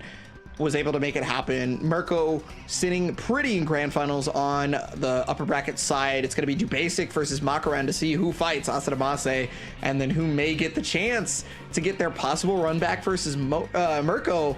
Makaran is the only person who has yet to fight Mirko so far in this bracket. Yeah, but if Makaran wants to make it to Mirko to try to take him on for the very first time, has to play first of all has to win this match, which is going to be way not easy up against Dubasic. But then even if he does win, has to go on to the rematch against Asadamasa that was super close earlier. So I expect every match for the rest of this bracket to be pretty close and pretty terrifying for everybody involved. But the one that we're starting with is going to be Dubasic up against Makaran. So my big question, and I think is everybody's big question, will we see the Scarlet come out again, or will it be a return to the Setron that was actually, I mean, we just have to say at this point, looking extremely strong? Yeah, Makaran's, both of the characters have just been looking oppressive, is probably the word I would use. And not just in like the zoning, but also in the offensive pressure up close. Both those characters are known to be, you know, zoning characters, but whenever Makaran gets in your face, like it's basically the same level of pressure, just he's up close, right? Yeah, especially with the Scarlet in the corner. That was some terrifying corner pressure from Scarlet. But wow, chat saying almost 80% for Dubasic. Not an unexpected call out. Makaran, one of the only players here who has not... Actually, maybe the only player here who has not won an open series tournament throughout the entire 8 people that we have today. So definitely the underdog going into this. But like I said, every single week, constantly doing better and better. And Dubasic, Mirko, and Asadamasa all together are probably the 3 most consistent players that we've ever had. Desart is starting to get up there, but just by past results, it's hard to say that it's not those 3. So it really is going to be a tough underdog run if Makaran wants to make it all the way up. Yeah, this would, if you win the tournament from like this path at this point, whether you be Makaran or Dubasic, this is probably the hardest path and the most like deserved path just to be able to win a tournament off of, because you know it's whichever one of these 2, and then after that's Asadamase, and then after that you got to play in grand finals. Like it's Yeah, that's the thing about Open Series. That's what I love about Open Series, is that it's always, I mean, I don't know, not to be mean, but it's always a really rough road for any player. You know, no matter how they win the tournament, if they have to win it all the way through the upper bracket or through the lower bracket, it is just not easy. But luckily, you know, it's not like this is like a 1 million person tournament. It's just an 8-person invitational based on the results from yesterday, where they also had to play a tough tournament. Yeah, so, which is a 1 million person tournament. So today's not the 1 million person tournament, but right. the qualifiers usually are. yeah, but at least they had a day, the rest in between. And interestingly enough, we're seeing Makaran highlight I don't believe Joker. That would be a surprising pick. This is not a character I expected at all from Makaran. A very space control zoning heavy player playing Joker. I want to see what the variation is, because I actually didn't get a chance to see Jumping Jester and okay. Kapow. All right, so Jumping Jester, yeah, is going to be a little bit more of like a space control zoning type tool that allows you to get some setups on Oki. But Kapow is just going to be the launch that we saw before with the big boxing glove hit. This is I'm surprised. Let's see how this works out. And this is actually a character matchup that we saw earlier in the day too, right? We saw. Wait, was it Dubasic? No, it wasn't. It was Mirko. It was Mirko. Yeah. Yep. Oh, it all mixes together. So okay, we haven't seen this yet. So let's see how it goes. Well, I would like to. I feel like we're gonna see the Jumping Jester specifically to kind of call out the slight gas, right? Because either it catches the slight gas air dash, or it forces him to slight gas over it, and then causes an easy anti-air situation if he's far enough away.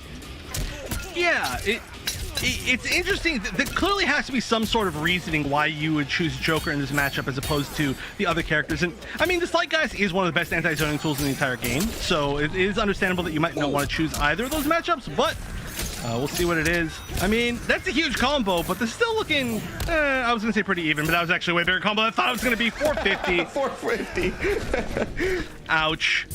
And then the grab and one more. Oh, I can't believe that wasn't a punish. Good call to just only do the 2 hits there. There was the fatal blow cancel, and I guess maybe Makaran was expecting him to react to the fatal blow cancel, because he kind of just backed up and guarded. but ended up not working out. But Too Basic was not looking for that, just stayed vigilant as possible on the fatal blow cancel and taking the first round here. Yep, and this is the normal Jack in the Box right there. We still haven't seen the jumping Jester. That's the one that's going to fire up into the air. But, oh no, big combo. Not afraid to Nomad Dash. I'm pretty sure we saw it in the first round. Oh, did we see we it? saw it at the very beginning. I thought we saw it at the very beginning, but I could be wrong. It is entirely possible that I just mixed it. But here we go. Big conversion off the low. Oh, should have been. That was a big mistake. I don't know why he went for standing 2 right there. Supposed to be a down 2, so maybe just didn't get the crouch. Yeah, probably just hit the crouch a little bit too early and then immediately hit like 2 and then just yeah, something along those lines. But still gonna manage to take, I was gonna say, a pretty big life lead here, and that breakaway is gonna confirm it, and I think this should be it. Yep, the down 2 guaranteed, and Too Basic not even trying to break away, assuming that the down 2 is gonna be enough, and it was correct. Yeah, well, I mean, saving the breakaway for this is going to be pretty important because at the very least, Makaron started out with like no defensive bar where he's going to have both of them. Oh, yeah, I mean, speaking of no defensive bar, that is definitely, well, you know, I say that's a combo you want to break away on, but it's also very scary to break away against, I almost said Too Basic, which is true, but against Cabal, who's got very strong options to beat breakaway. Oh, that one trades. Oh my god, they're duking it out. This is a boxing match. They're just sitting point blank and just blocking in each other's faces, and they're just playing super patient, but then they'll start pressing all the buttons all at once. Ooh, there's that wave dash though. He's catching up to him, and yeah, I think he knew once he got to a certain position on the screen, it was like a little bit scary. So he stopped wave dashing, he sat back, and he has fought almost every jump so far. Getting under the blades as well. I mean, Makaron has the pressure go. Oh, I thought that was going to connect for a second there. I feel like that was probably the best jump call out. Yeah, me too. I'm super surprised that didn't connect. That is one of the best and biggest hitbox jump-ins in the entire game. Oh, but a great conversion, and this might be it.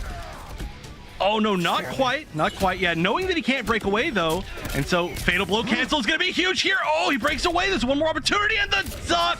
Unnecessary down 2 crushing blow punish. But it means, I guess, that he could get a brutality. He chose not to. That's disappointing. But still made the right call. Got the punish. And, hey, you know, despite losing, the Joker pick, the surprise Joker pick, was looking pretty good. I mean, whether you think the down 2 is unnecessary or whatever, it's just kind of like, for a lot of people, it's the reaction button that you're going to press anytime you think you've ducked the thing. Like it's muscle memory at that point. You're just like, oh, I get the down 2, I kill the opponent. Yeah. Plus, I mean, you don't want to mess up. It's really easy. You get to stay ducking. You press one single button, and you know, if you can't like mess up and accidentally only get like one jab, and then maybe it's not enough to kill or something like that. So yeah, definitely a wise choice. It's just funny that it would be the very final hit when that, especially in that variation, leads to like almost 500 damage. But we are going to see a repeat Joker pick, so I guess comfortable with that. And hey, it was looking pretty good. You can see that the straight shot at least catches a lot of the air mobility of Cabal, just because it does hit so high up in the air, and the normals can catch him. So he really wasn't able to control the neutral as much as he wanted to. It's just when he started backing up, it was working pretty well. Yeah, I feel like for Makaron, the ability to just wave dash and then recognize the exact spacing that would be great for Too Basic to start doing something again, that was paying off really, really well for Makaron. Unfortunately, again, that jumping punch just completely missing, despite the fact that it looked like it was clearly going to connect. Yeah, just barely by a few pixels, but all right. Trading projectiles. Both these projectiles do knock down. Oh, he tried to get a conversion, but he was a little bit too far away. Landed on top of it. That's pretty funny looking. No, if he was able to convert off that, I probably would have lost it. But there's the armor break. Chooses not to use the crushing blow, which I completely understand. Yep, we did see him cash out in earlier sets, which was surprising, but back to the normal. All right. Early breakaway, no down 2 again, though. Usually you get at least just go for the down 2 there because it's a combo on hit, and it at least does quite a bit of damage if they do break away, so it's pretty safe. Oh, big whiff punish, that should be it. Spinning the bar. And the smart call out too right there, dude. Dude, his voice is so good in this game. All of his lines and stuff, he fits in the game so well into Mortal Kombat. I mean, everybody said that he would, but they executed it really well. Oh, scary corner positioning. And of course, a big combo goes for the full knockdown. Just get the best Oki possible. Oh, good block on the overhead. Doesn't really have a low option there. Yeah, he just kind of like dashed up on him, but okay, there's the get up. Oh, okay. Macron needs to make it out of this corner, and that's a good way to do it. Just the back throw, and now corner positioning. Infamously, oh wow, went over his head. Good call to jab there. I think he knew that it was going to go a little bit too far, but good recognition. And now, I mean, like, we're back to this corner situation, which has gotten Dubasic so much damage on Makaron this game so far. Looks like we're looking at the 1-1 in rounds, just barely alive. Okay. Okay. Yeah, I mean, the biggest win he probably could have got there was to at least get out of the corner, and he tried, but just wasn't able to do it. And so Dubasic is going to hold on to this corner. Nice! The jump back into very, very late slight gas. That's really hard to read and very hard to see because it looks like he's already landed, but there we go. Big crushing blow. This is one of the biggest combos that you could possibly get. No defensive bar, so he's going for the max, 430. Chose only to spend 1 bar. Could have spent a little bit more if he wanted to, but still, I mean, look how fast this is adding up, and he saved the bar for this combo. No defensive bar, just needs 1 hit or 1 throw, and the strike is going to be it. And I barely just started talking about that first combo, and it's already over. Yeah, Dubasic, the second the corner pressure was applicable for him, it was maximized to its fullest potential. Macaron, unfortunately, guessing just wrong on a couple of them, you know, trying to make his way out of the corner, but was unable to do so many a time.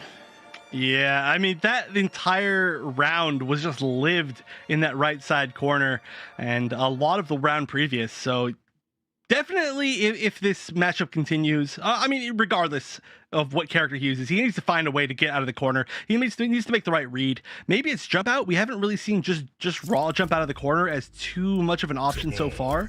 But there is still time, and it looks like we're going to see the switch back to Scarlet.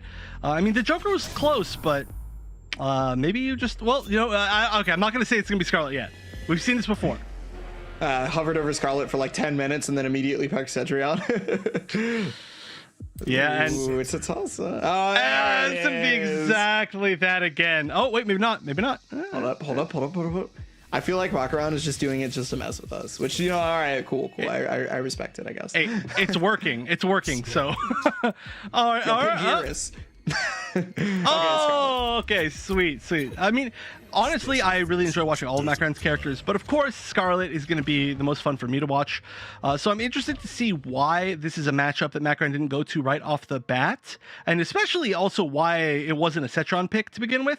I'd have to assume, at least, there is just the threat of the counter zoning of the slight gas, but we'll see if there are answers to that as we go into a potential final game of this set. Well, I mean, Scarlet is the character that had paid off so much dividends in the very, very first round for Macaron. Obviously, Cetron being the other, but it's all in on Scarlet at this point. Yeah, and I mean, started off with the first combo of the game and is just landing a few hits here and there. Jab, the back 3 connects, just tons of life melting just from small hits here and there.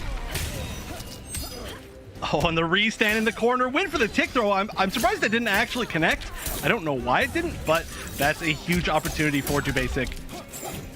It's got to just been too early, probably, but a throw of zone, Dubasic. Gonna try to make up some of this life deficit. The get up roll is at least able to get out, but there, the hit. Oh yeah, and goes right into the fatal blow. Is this enough? I always ask this and I never know. This is gonna be close. Maybe not quite. Will it? Oh yeah, no, it won't. That's a huge risk because now any one hit is a conversion. That means you've given up your fatal blow for the rest of the game, but the air projectile is gonna be the right read. A scary one too, but made it correctly.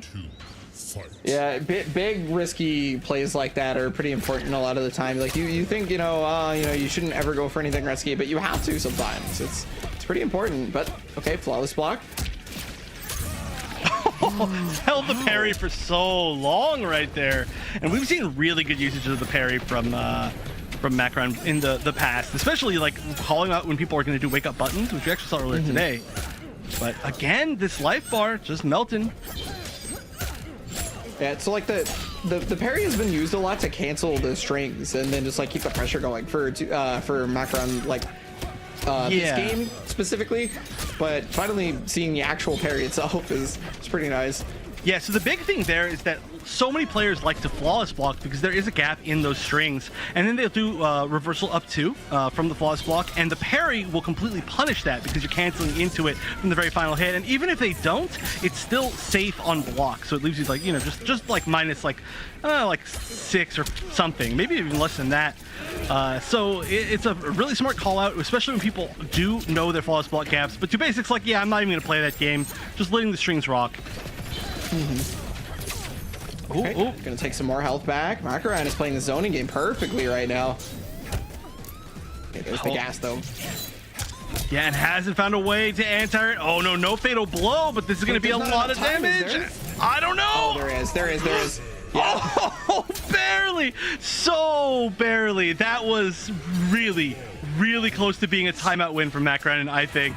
But down to the very final second, he pulls it off with just enough damage. And so honestly, I mean, hey, the Scarlet was looking pretty good, but just wasn't able to close out those rounds. Had like at least 50% life lead in both of the rounds, and then still ended up losing. And I don't know if that's just because Makaran wasn't able to enforce a lot of the zoning that you usually can use to close things out, or just wasn't able to find a solid hit just because of the skill of 2Basic. But in the end, 2Basic is going to take the set and move on to take on Asadamasa.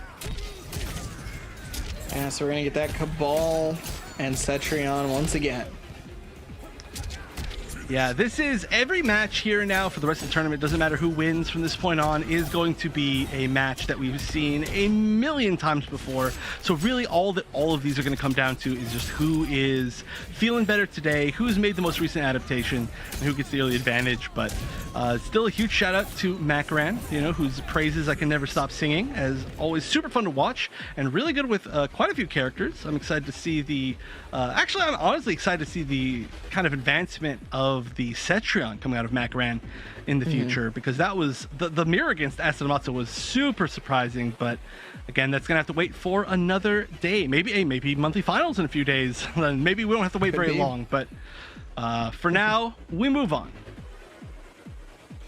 Yeah, so it is going to be our lower bracket final. It's going to be Asadamasa versus 2Basic. We talked about this a little bit earlier. 2Basic and Asadamasa did not get to meet in this week's bracket, but they've definitely met before. So it's not like there's anything super strange about this.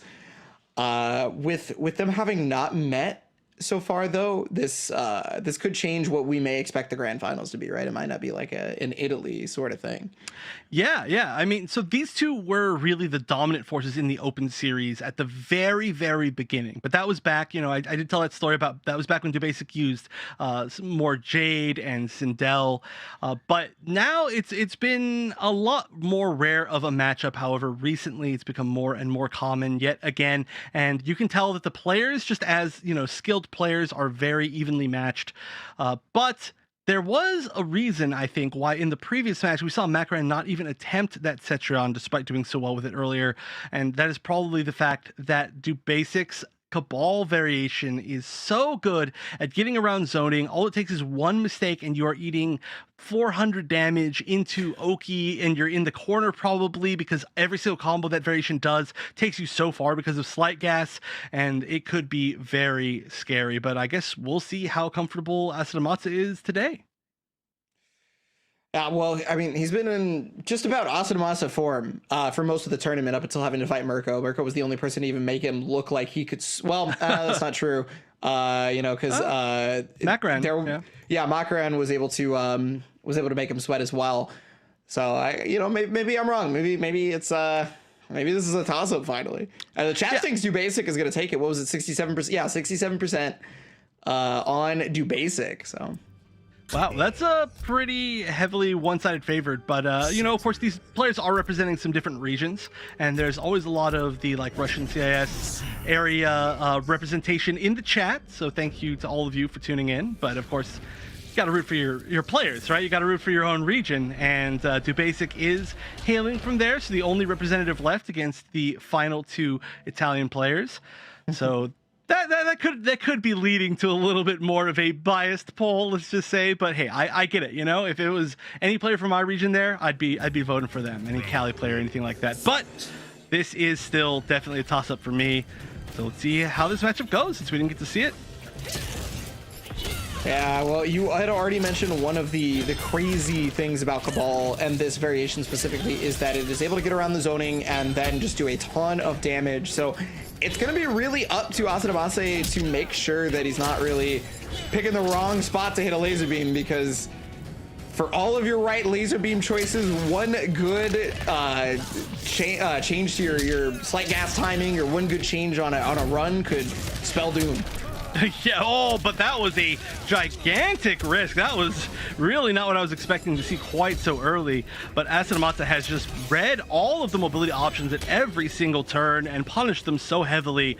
And Dubasic, I mean, Dubasic does have the damage to make a comeback if he manages to find one single hit here, but good luck. Oh, okay, there we go. He didn't need the luck, apparently. Lands the raw Nomad Dash, gets the corner. Actually, he's going to give up the corner with that Ender, but that was a lot of damage. Just needs to find like 2 more openings, maybe. Yeah, I do wonder why he specifically went to give up the corner on that one. Yeah, that seems like a very strange choice to me. Maybe he was hard reading the breakaway right there, but... could be. Yeah, could be. Yeah, didn't come out. And so, round 1 going to Asadamasa, looking very comfortable in this matchup. Really strong placements of like natural barrier. It made it so that Dubasic was unable to move forward for quite some time at the very beginning of that first round, and at the very end as well. Yeah, it's such a good move. I mean, not only... Oh, okay, here we go. Great punish there, and this is going to be a big combo. Gonna go for the same knockdown, take it back to mid-screen. Not that they're that close to the corner this time, though. Oh, and a good flawless block. Oh, that was so many reads just all in a row. Like literally like 4 reads so quick I couldn't even finish the first one. Yeah, the flawless block off of the natural barrier, then the down 2 just to be able to dodge the high, left and right. But big damage here. All right, just needs one more tiny hit. I like the roll forward. That could have been, oh, huge, and that crushing blow because it absorbed the air projectile. Not a very common one to see. Oh, that was so scary. If that jab had come out just like even like a couple frames earlier, that would have been 1-1 into Fatal Blow guaranteed, and that would have been death. But Dubasic making the right call just barely in time. Yeah. One apiece in rounds. Already starting out this set as close as we can get. Corner pressure now. Again. I just have to assume it's something he feels more comfortable with, because you do get a really long knockdown from that, right? So you get pretty plus. Yeah, it's just surprising considering. I mean, look at it's just still like immediately we get to see how much it's paying off for Asadamasa, right? Like he's backed up. He's dealt more damage than that combo dealt just in the zoning alone from being able to go mid-screen. So. I mean, I always trust Dubasic for sure. Definitely assume that Dubasic's making the right call there, but yeah, just the screen is everything for Cetrion. Yeah, all that real estate for her to just backdash to teleport on reaction to if you do something for full screen. It's been working out for Asadamase super hard. Like he's already ahead in life now, where he was pretty far behind at the very beginning. Yeah, it's so funny because, I mean, realistically, Cetrion, well, not realistically, on paper, Cetrion is a very low damage character. But realistically, in practice, your life bar just disappears and you're like, wait a minute, I had life a minute ago. I didn't even get hit by anything. What's going on? Yeah, you unfortunately block one too many things. And the Fatal Blow is on deck for Dubasic, but there's 5 seconds left. He would have to get the hit literally right now. Yeah, he can. Oh, wow, that was actually a really good call on that block on the overhead, but I don't think it was really necessary. It was just showing, like, yeah, even in the final moments, I have the read on you. And so Asadamasa is going to take game number 1. Yeah, earlier we talked about how there wasn't very many timeouts from the Cetrion player, but now we're starting to get them again. You know, when we had the Cetrion mirror, we got one, and then now we've got another one. Yeah, it's really nice to see when somebody knows that they can actually go for that as a strategy, where often, you know, even in the like most zoning of matchups, you're not going to be able to actually take it to time, mostly because somebody's going to die through potential like chip damage. But when you see somebody that's so patient and just is able to back up themselves and avoid a lot of chip, then it's so sick to see Asadamasa say like, oh yeah, I know that this can be a game that I can actually win on time, so maybe I'll actually go down that avenue. He clearly did. He knew he was guaranteed the win at the end as long as he didn't press a button. And oh, this is actually big. This is the first time in literally like half a year that I've seen 2 Basic switch off of Cabal. And it's back to the Jade. I think this may have been the very first grand finals of the European Open Series. I think it's possible, but it's definitely the classic matchup. Character-wise, too, I mean, this was before Aftermath, this was before Ultimate, this was original, and these two were going at this matchup. So let's see how Basic's Jade has aged. Well, I mean, I got to assume that he had been playing it like this entire time, just not so much in the Open Series, right? I mean, I guess I would have to assume so too. I just haven't seen it, but you know, I'm sure in casual matches he's gonna stick with it. It's such a shame to drop a character like Jade, and right now the Jade pressure is just looking wonderful. Yeah, most definitely. I mean, already in there. And oh, jumped over the Abari attempt. Okay, you used it again. You used the term Abari in Mortal Kombat. I still feel like that's illegal, but it's a term that I wish we would normalize. But a very great term, and it's absolutely correct. Oh, okay. I will never stop saying it. I'm an anime player at heart. You just gotta have to deal with it. It's a good term. Why we don't have a term in English for it, and it's a shame because there's really no good way to describe it that doesn't take like 30 minutes. But here we go, fighting in the corner. Yeah, I guess that works. Yeah, I guess that works. But back in the corner. Oh, nice, perfect spacing. Nitro kick was just a bit too far away. Down 2, beautiful punish, and I mean that's gonna give Asadamase. I spoke too soon. Oh wait, did he break away? Yes, he did. It broke armor. Oh no, that's gonna kill. That's gonna kill. I feel it 100%. I mean, that is a scaling reset. That is so much damage. 501 damage, and Basic with Return of the Jade is looking like the right call. It has taken this long to bring it back out, and finally brought it out at an important moment. And there's a reason why. You can see that pressure was looking sick. That last hit, just 2 hits. Just 2 hits is all it took. Oh, that was nice. Down 2, fatal blow. That's all you need if they break. Period. because now you just got all that unscaled damage.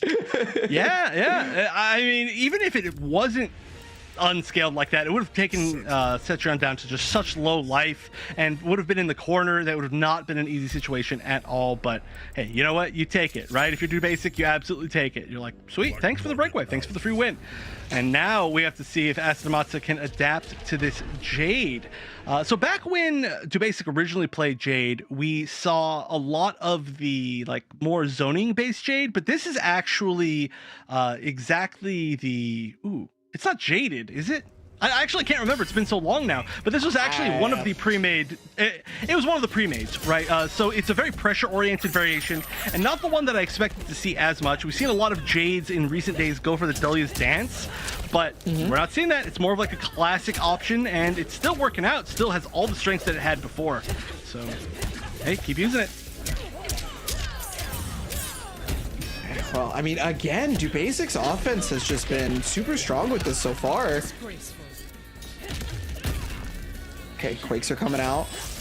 That's the big thing right there is going to be the projectile invincibility. It's going to force Asadamase to have to double think to what he wants to do, and he's just getting opened up by everything because of it. Yeah, and he is struggling a lot to deal with the pressure after blocking. Oh, that's a punish. Look at that. Even did the run beforehand. Very smart. But yeah, dealing the punish after blocking the pole vault, which is just barely minus. The guessing situation has gone to Basic over and over. And I mean, Asadamase looking maybe just a little bit uncomfortable in the choices he's making. It's got to be uncomfortable, right? Like when your opponent is just completely invincible to your projectiles, and that's where you get 90% of your neutral game from.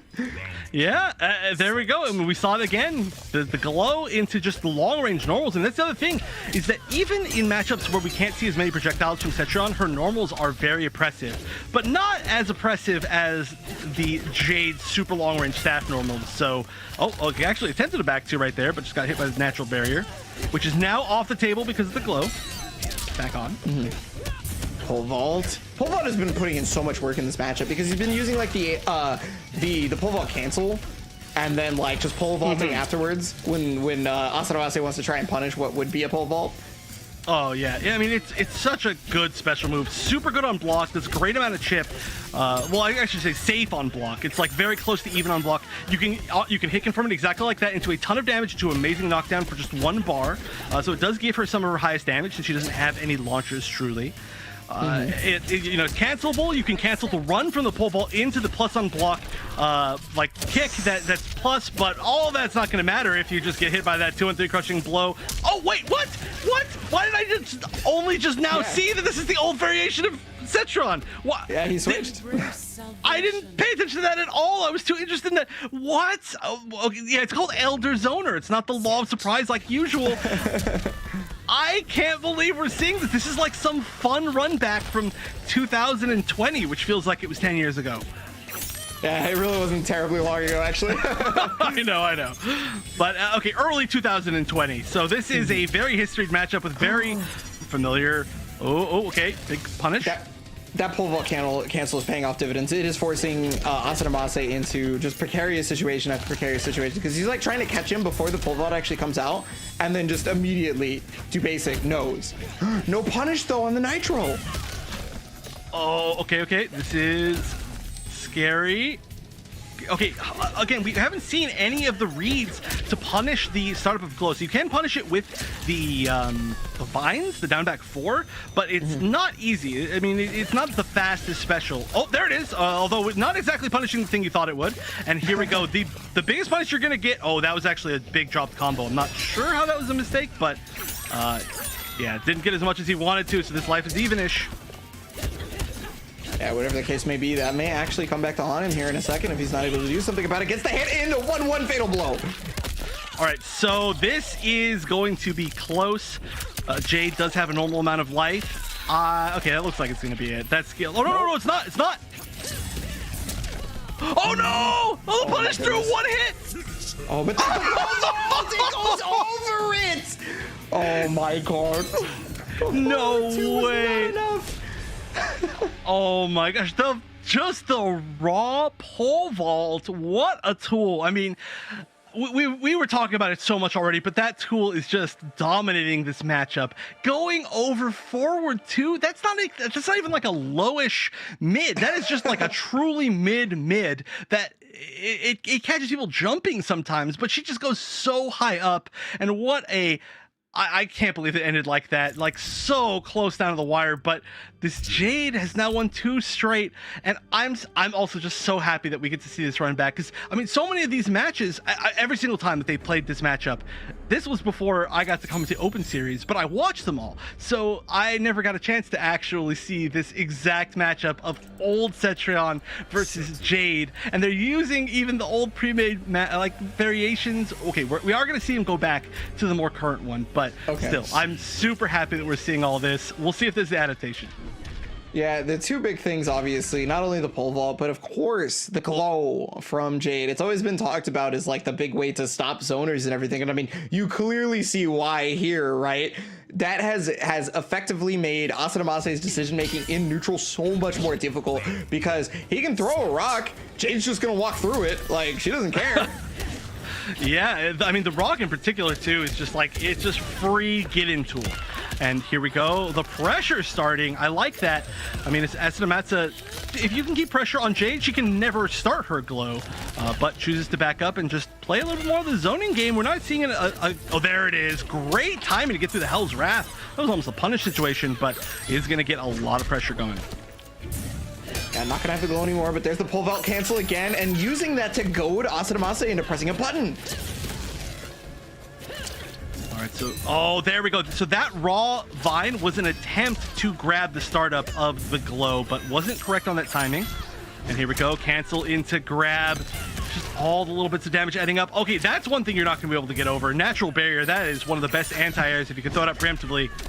But again, yeah, full screen run up cancel. I like it. Oh, and punish.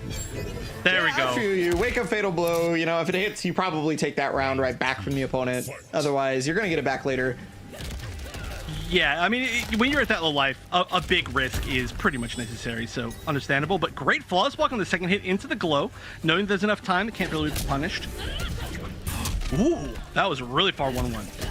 Oh, man, the nitro kick decisions from D-Basic have been pretty good. Like, He's gotten 2 of them blocked and punished for sure, but it's otherwise been actually a lot stronger than you might think. Yeah, so the interesting thing is that there's 2 different shadow kicks when you use this variation. So normal shadow kick is very punishable.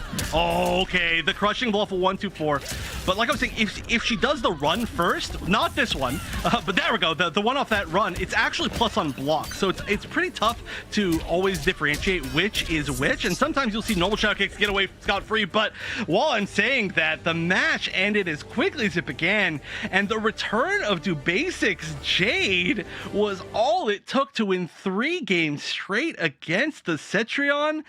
I did not expect that we were going to see that today, but I am thrilled.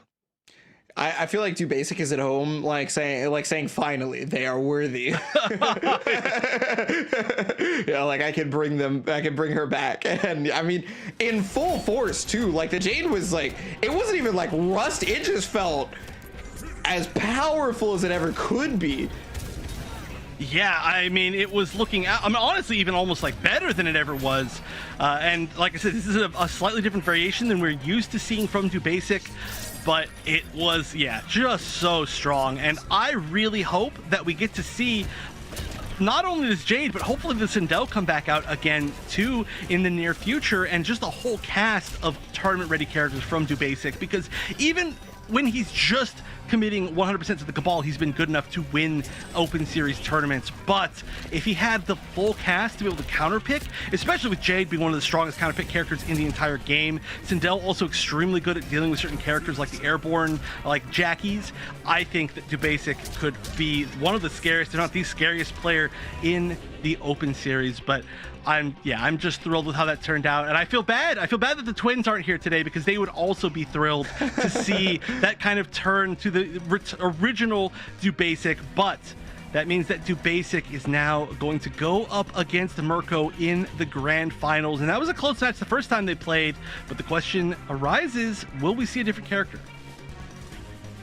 Yeah, at this point, I feel like Scorpion's probably the same, right? Like Probably.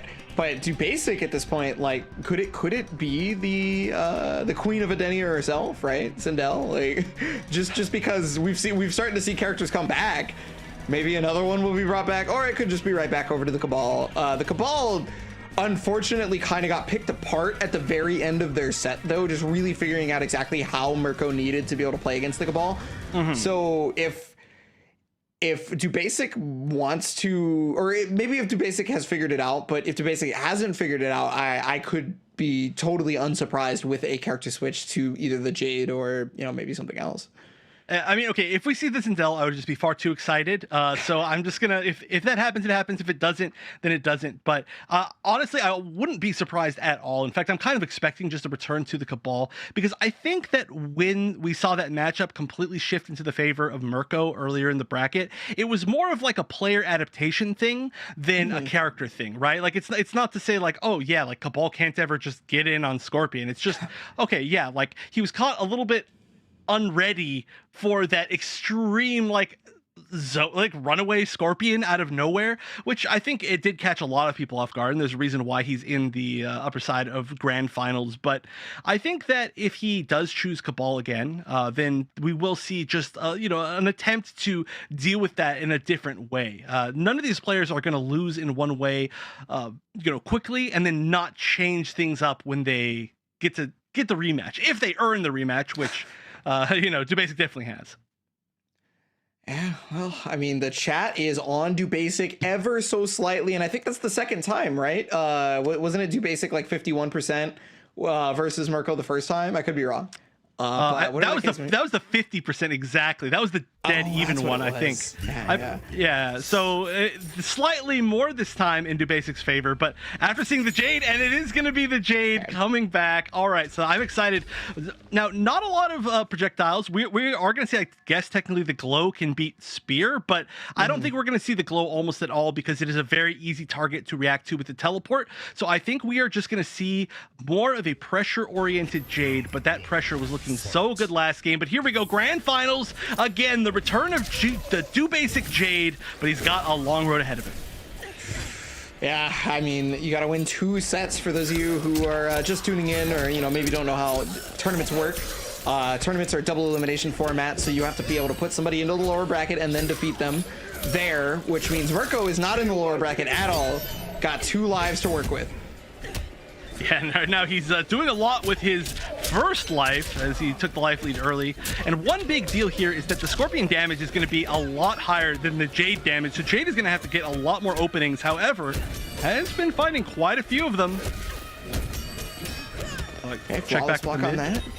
But yeah, wow, the defense right now. Neither of them are doing like strings that are easily like punishable. And as soon as I say that, a teleport comes out. But fatal blow. Oh, yep. As expected. Yeah, you don't often get to fatal blow with Scorpion, so you really want to use it in a situation where you guarantee that you'll close out a game. Oh, whoa, that wasn't enough. I was maybe not a guarantee. Okay. Just a lot of down pokes in a row. You know, do what you can do. But Mirko taking game number 1. Fight. Okay, well, I mean, Mirko definitely calling out the right thing to do there for sure on the fatal blow. Because, yeah, just like you said, you don't get that fatal blow a lot. So it's not like he's more than likely going to use it again in this round. But what a reaction right there on the teleport. He's going to be able to get full conversion off that too. All right, now checking with the down pokes of his own. Oh, that's going to be a punish. All right, so I saw somebody in chat actually ask, why is Jade's damage not good? And I think it's worth explaining. So Jade gets great damage with the pole vault off of any small little hit, but that's the maximum damage she can ever really get just because she doesn't have a launcher that's not a crushing blow launcher. So you see her doing stuff like punishing for 100 damage just like that, or, you know, getting maybe max like 180 or something like that, or, you know, maybe 200 for a bar, which is not a whole lot compared to the Scorpion that can get like 400 for 2 bars. Oh, great flawless block. Yeah. Oh, but there it is, the down 2. Scorpion's gonna live for this one right here because there was no defensive bar to work with for Do Basic. Running so long. All right, yeah, and no defensive bars. That was going to be the full 350, and yeah, there we go. I mean, you want a good example of the damage that Scorpion can pull off. Pretty realistically, that's it. Yeah, no, this character on average has some higher damage output for sure. Don't even need the burning spear, but he has it. I mean, he can use that too. Yeah. Oh, wow, what a flawless block. That seems so fast. Like, I didn't even think he'd be ready for it, but lo and behold. Yeah, so Mirko actually is extremely good at flawless blocking people out of the air. So I did mention this a little bit earlier, but Mirko, one of the best at dealing with, especially, I mean, the main culprit really is the upgraded style Jackie, the bionic bounce Jackies that we see. Mirko has an unbelievably high win rate against all of them that we see in the open series because he flawless blocks them out of the air from so many of their different options, and his patience is so good, and he just knows perfectly how to beat people that go to the air. So the moment that anybody goes to the air, Mirko is, I think, just happy, you know, just there's got to be a smile on his face. He's like, all right, I can fatal blow you, I can teleport, I can do whatever I want. But in that case, we saw the fatal blow, and I think we see a lot of these players not really going for jump ins against Mirko because they know that already. But, you know, you see one, and there it is, big punish into the win. And Mirko, on top of having that extra 3-game pillow, has taken the first one. Yeah, it's very similar to me as to Arn Kratos, right? Arn Kratos has like a very good flawless block game as well. Obviously not here this week, but like that's what I'm drawing parallels from for sure. So I think you're right. That may be what's like stopping all these people from being able to jump in on Mirko, because the jumps are really not working out when they do come out. Yeah, luckily. Oh, go ahead. I was gonna say, luckily Jade doesn't have to play a super jumpy game, and I think especially after the way that last one ended, Dubase is gonna be like, yeah, I'll just stay on the ground. Yeah, Jade's not even really jumping; she's just pole vaulting, right? It's a little bit different. Yeah, and it's a lot harder to deal with because the pole vault is 2 hits. It's not like you can just flawless block it and then punish it with like an up 2 or something like that. So it is an extremely strong move, and we see Dubasic showing that off winning the first round. Definitely a change of pace from the first game for sure, but oh, Nitro kicks just working out beautifully. Oh, nice. Back one. Yeah, I mean, it's really hard to challenge Jade in the neutral with normals like that, just because her back 2 and her down 4 and just so many of her different options are so far away. And there we go, we actually see the back 2 just slightly too slow on the whiff punish. Standing 4 does whiff recover super quickly. Good block. Great block on the overhead, though. Wow. Yeah. I mean, like, you know, honestly, I can't think of many times last game that Do Basic went to the overhead as a mix-up. So I'm surprised he was ready for it right then and there. But I guess it is a little bit slower. Yeah, it definitely is, and Mirko's reactions are unbelievable. Probably the best reactions of any of these players, as we've seen with so many of his teleports. So I have a faith in him to block any even slightly reactable overhead. But didn't get the punish, which was weird. Now, though, getting chipped out in the corner with the staff spin, and do basic, who's stuck with the Jade, is showing why. This is as long as you can get Scorpion in the corner, really as long as you can get anybody in the corner, this Jade's pressure is going to be terrifying. Yeah, that was a complete turnaround from the first game. This is starting to look like it's going down to the wire. And again, seeing Do Basics Jade is an absolute treat. It's like I'm always expecting the Cabal, and then it's just like Jade's coming out. She hasn't skipped a beat in however long, and she hasn't been played in the open series. And I mean, hey, look, we're one apiece right now. Mirko's gonna have to pull out something at this point. Yeah, I mean, at least the very first game looked really good, so I think Mirko's just going to have to kind of win the back and forth game. And luckily for Mirko, if they do win the back and forth game, if they play the back and forth game, he will win in the end because he did manage to take the first game. But on top of that, he still does have the fact that he's in the upper bracket of the grand finals. So all things considered, I don't think there's still a ton of pressure on Mirko. He's just going to be able to, at the very minimum, take this time to kind of figure out the game plan up against this Jade. Or, and if he wins, he wins. That's really the way you got to look at it. You take those. Coming into it already. Oh, yeah, we saw a ton of that from Mirko in previous sets. The standing one, just being able to get the anti-air and an easy conversion. But wow, he ducked under the down two and gave you a down two of your own. Ouch, yeah. I mean, it is high, technically, every single down two. So you love seeing the down two punishes. Oh, and yeah, this damage has added up so much. And especially, like I said, Jade, not a high damage character, so making this comeback will be a very difficult thing, but stuff's the standing for anti-air. Not going to matter. Mirko, quick round. Round 2. Yeah, that damage absolutely added up. I 100% agree. Oh man, and again, the anti-air game from Mirko, just beautiful right now. You had talked about it. A lot of people were scared to jump in on him. It wasn't just because of the flawless block. We had seen reaction teleports. We have seen reaction standing ones. It just the anti-air game in general has been great. It's clearly practiced. Yeah, he controls the skies for sure. But on the ground, he's also terrifying, which is why people want to jump. But great flawless block on Do Basic side. Ooh, went for the interactable. A lot of people just get randomly hit by that low, so good block from Mirko. Yeah, enhance that. But there's the get up. Okay, wow, you threw it. Okay, all right, okay, yeah. Hey, that was a great flawless block read. But now still in the corner. That was a forward throw, which is a little bit detrimental. Nice, I like that. Get out of the corner even if you die right here. But if you don't, then, never mind. He's still in the corner. Went for one more big risk. Understandable. But unfortunately, that means not much defensive bar going into this next game. It's slowly refilling, but only one, which means no breakaway. But I guess it's not going to matter as much against Jade. Yeah, you're going to take a lot of grounded hits anyway, so... Yep, and just little down pokes, just very, very reserved pressure. Oh, we do see the glow. Yeah, well, I mean, the spear does exist. It can be used, but I like that Mirko used the glow activation to just activate the burning spear himself, right? It's just like, okay, you can have this, but now I get more damage if I hit you, so... Yeah, it's, I mean, honestly, it's kind of like a beneficial, I don't want to say trade, but like a beneficial situational trade for Mirko. Mutual benefit? Yeah. But I would say Mirko definitely gets the most out of it because having that buff is so nice, especially the fact that it also increases the damage of your grabs. And teleport. Interestingly enough, teleport is considered a spear move, so that does buff pretty much every single hit that you're going to get. Oh, this is going to hurt. Oh, because he's going to take all that damage over time, and now he's going to get the burning spear right back. Run gets canceled here. Oh yeah, and again, just checking with that mid forward three. Very, very solid mid, but the damage added up. Gets a little bit more extra damage again because of the spear buff, and now just needs one more little hit. Oh, the patience again. Oh, double run cancel and the grab. I love it. Goes for the plus frames. Oh, nice block.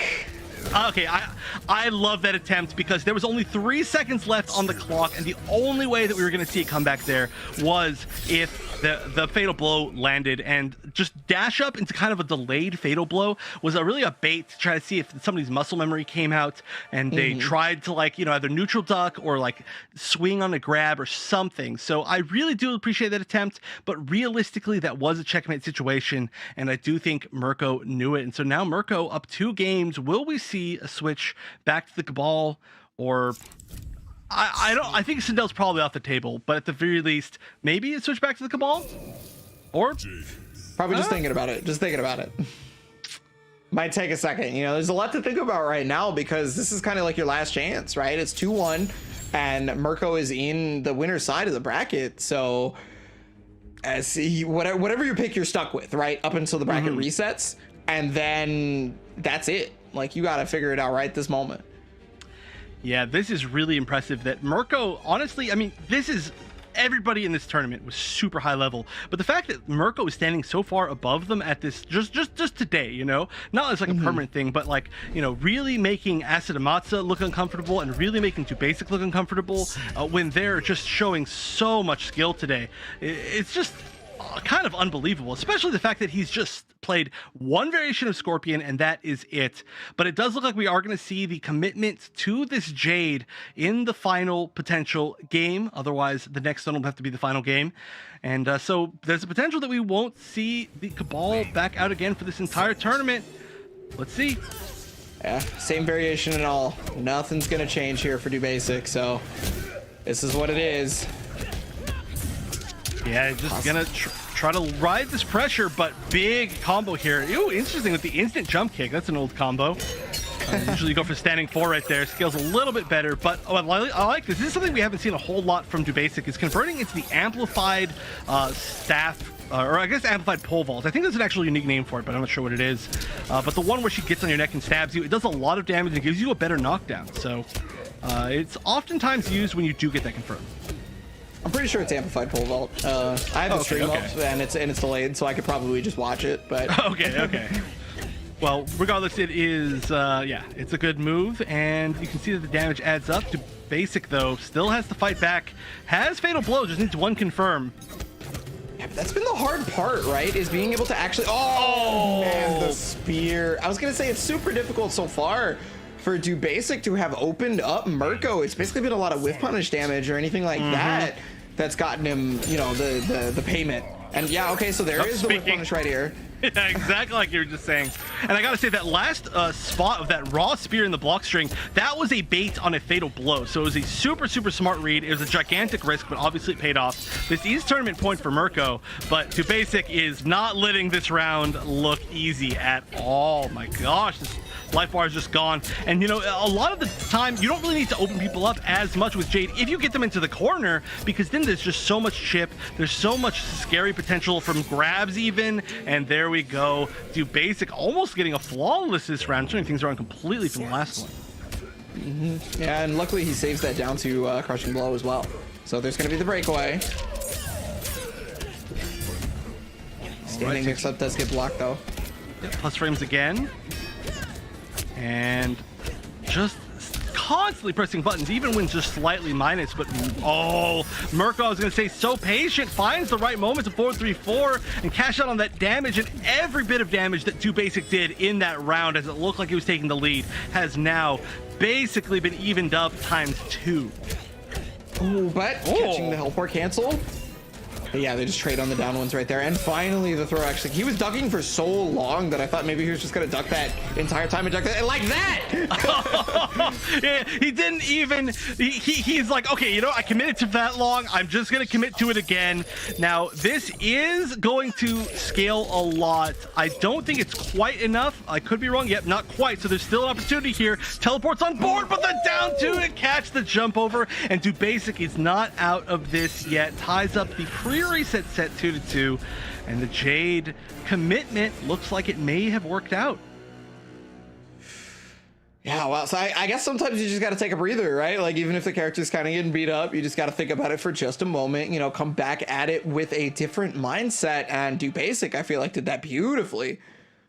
Yeah, well, I mean, you know, Cabal from the set earlier, it wasn't like it was like absolutely destroyed. Like, it did look a little bit lost in the end, but it was still a game 5 set. So the idea of going back to the Cabal is definitely not off the table for DoBasic, but I do like the fact that he committed, especially once you've played a character for I guess it was now 5 or 6 games in a row.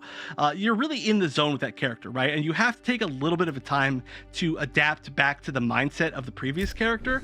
So I like the fact that you like, we saw DoBasic commit, just let's go Jade all the way. If it works, it works. If it doesn't, then at least you tried something new. At least you're sitting at minimum 2nd place, and you know, finals is only in like 3 days. So trying something new here could lead to greater success when there's more money on the line. Yeah, well, I mean, you're getting a good amount of money from 2nd place in the 1st place, so I think it's fine regardless. But Mirko switched. Oh, that is a different variation. All right, so this is just pure Searing Rage, right? So we're going to go for the full thing. Yep. With the extra hit off of the 2-1 string, which we already saw. But is that a counter? Yeah, that was the... Wait, was it the counter? Does this have the counter? I missed it. I'm sorry. Yeah, I think that was the counter. I thought that was like a maybe every variation has that. I don't know. Maybe I don't know if that's about Jade. But regardless, yeah, Mirko going for the higher damage version without the teleport cancels, which is very rare. But we do see Mirko and a few of the Scorpions bring this out in matchups where they really feel like the damage means more than being able to, like, for example, get around projectiles. And right now you can see why. Oh, actually drops the last hit, so it didn't do as much damage as it could have. Only dropped it at like 325. Yeah, only. But that death spin is like the big deal, because when you have that burning spear, death spin does way too much damage. Fatal blow, this is going to at least try to get the life totals close enough for DoBasic to be able to make the comeback, but that means this fatal blow is going to be gone for the rest of the game, so you really want this round. Yeah, and it's still not even quite a life lead, and you can see Mirko willing to be patient here. Oh, but it's a guess. It's a guess. It's going to be a cancel. It's going to be the full pole vault. It's going to be the kick and a wash.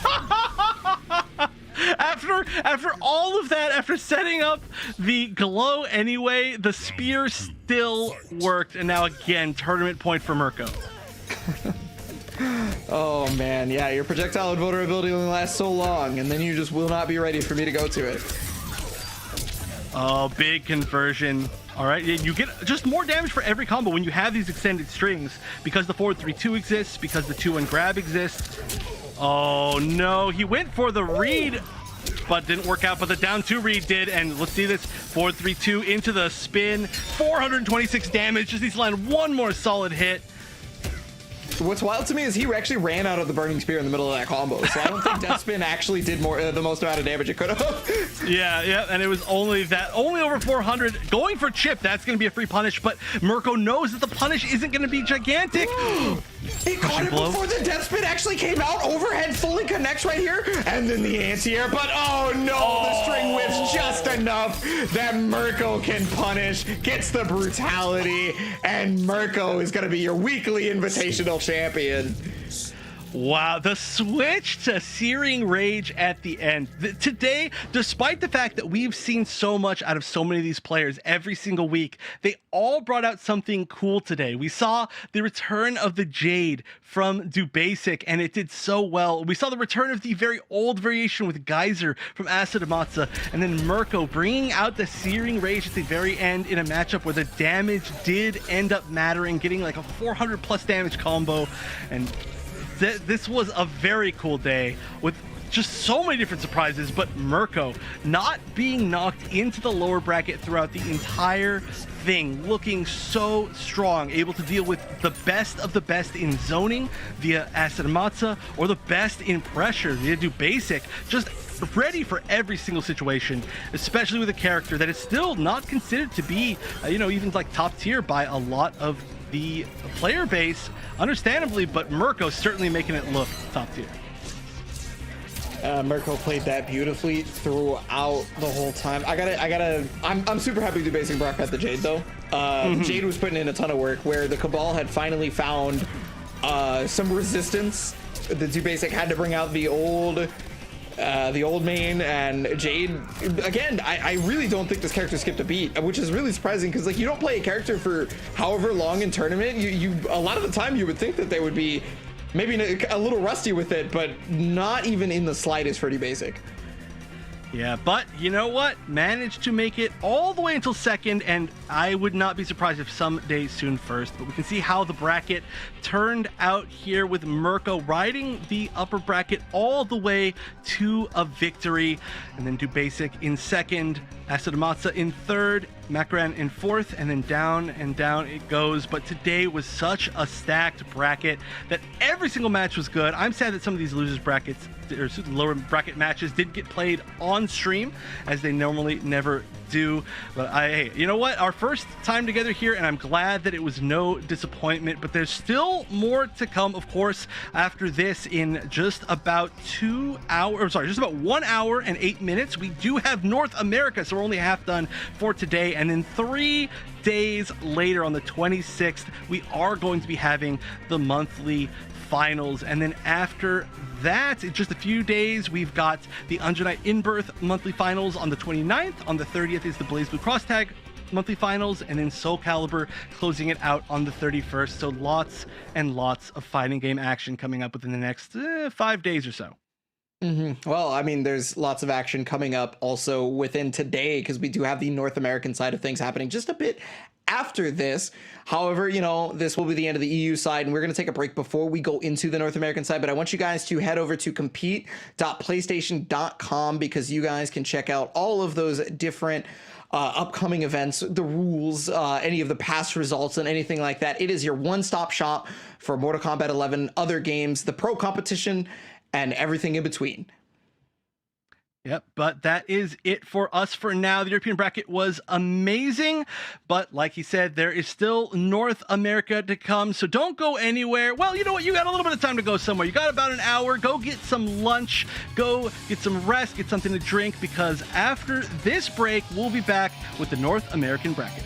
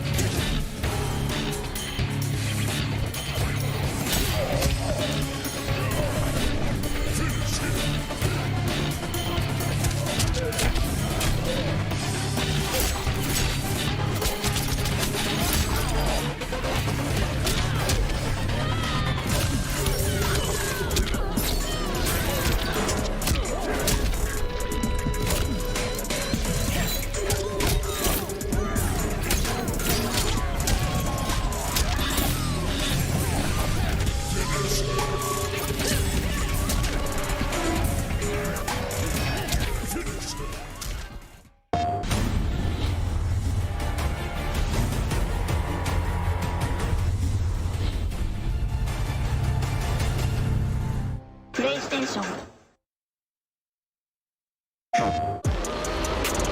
You can't hold me down. Yeah, how you like me now? You won't beat that out of crowd. It's like bling.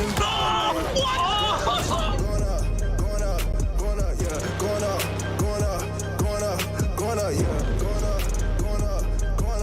Going up, yeah.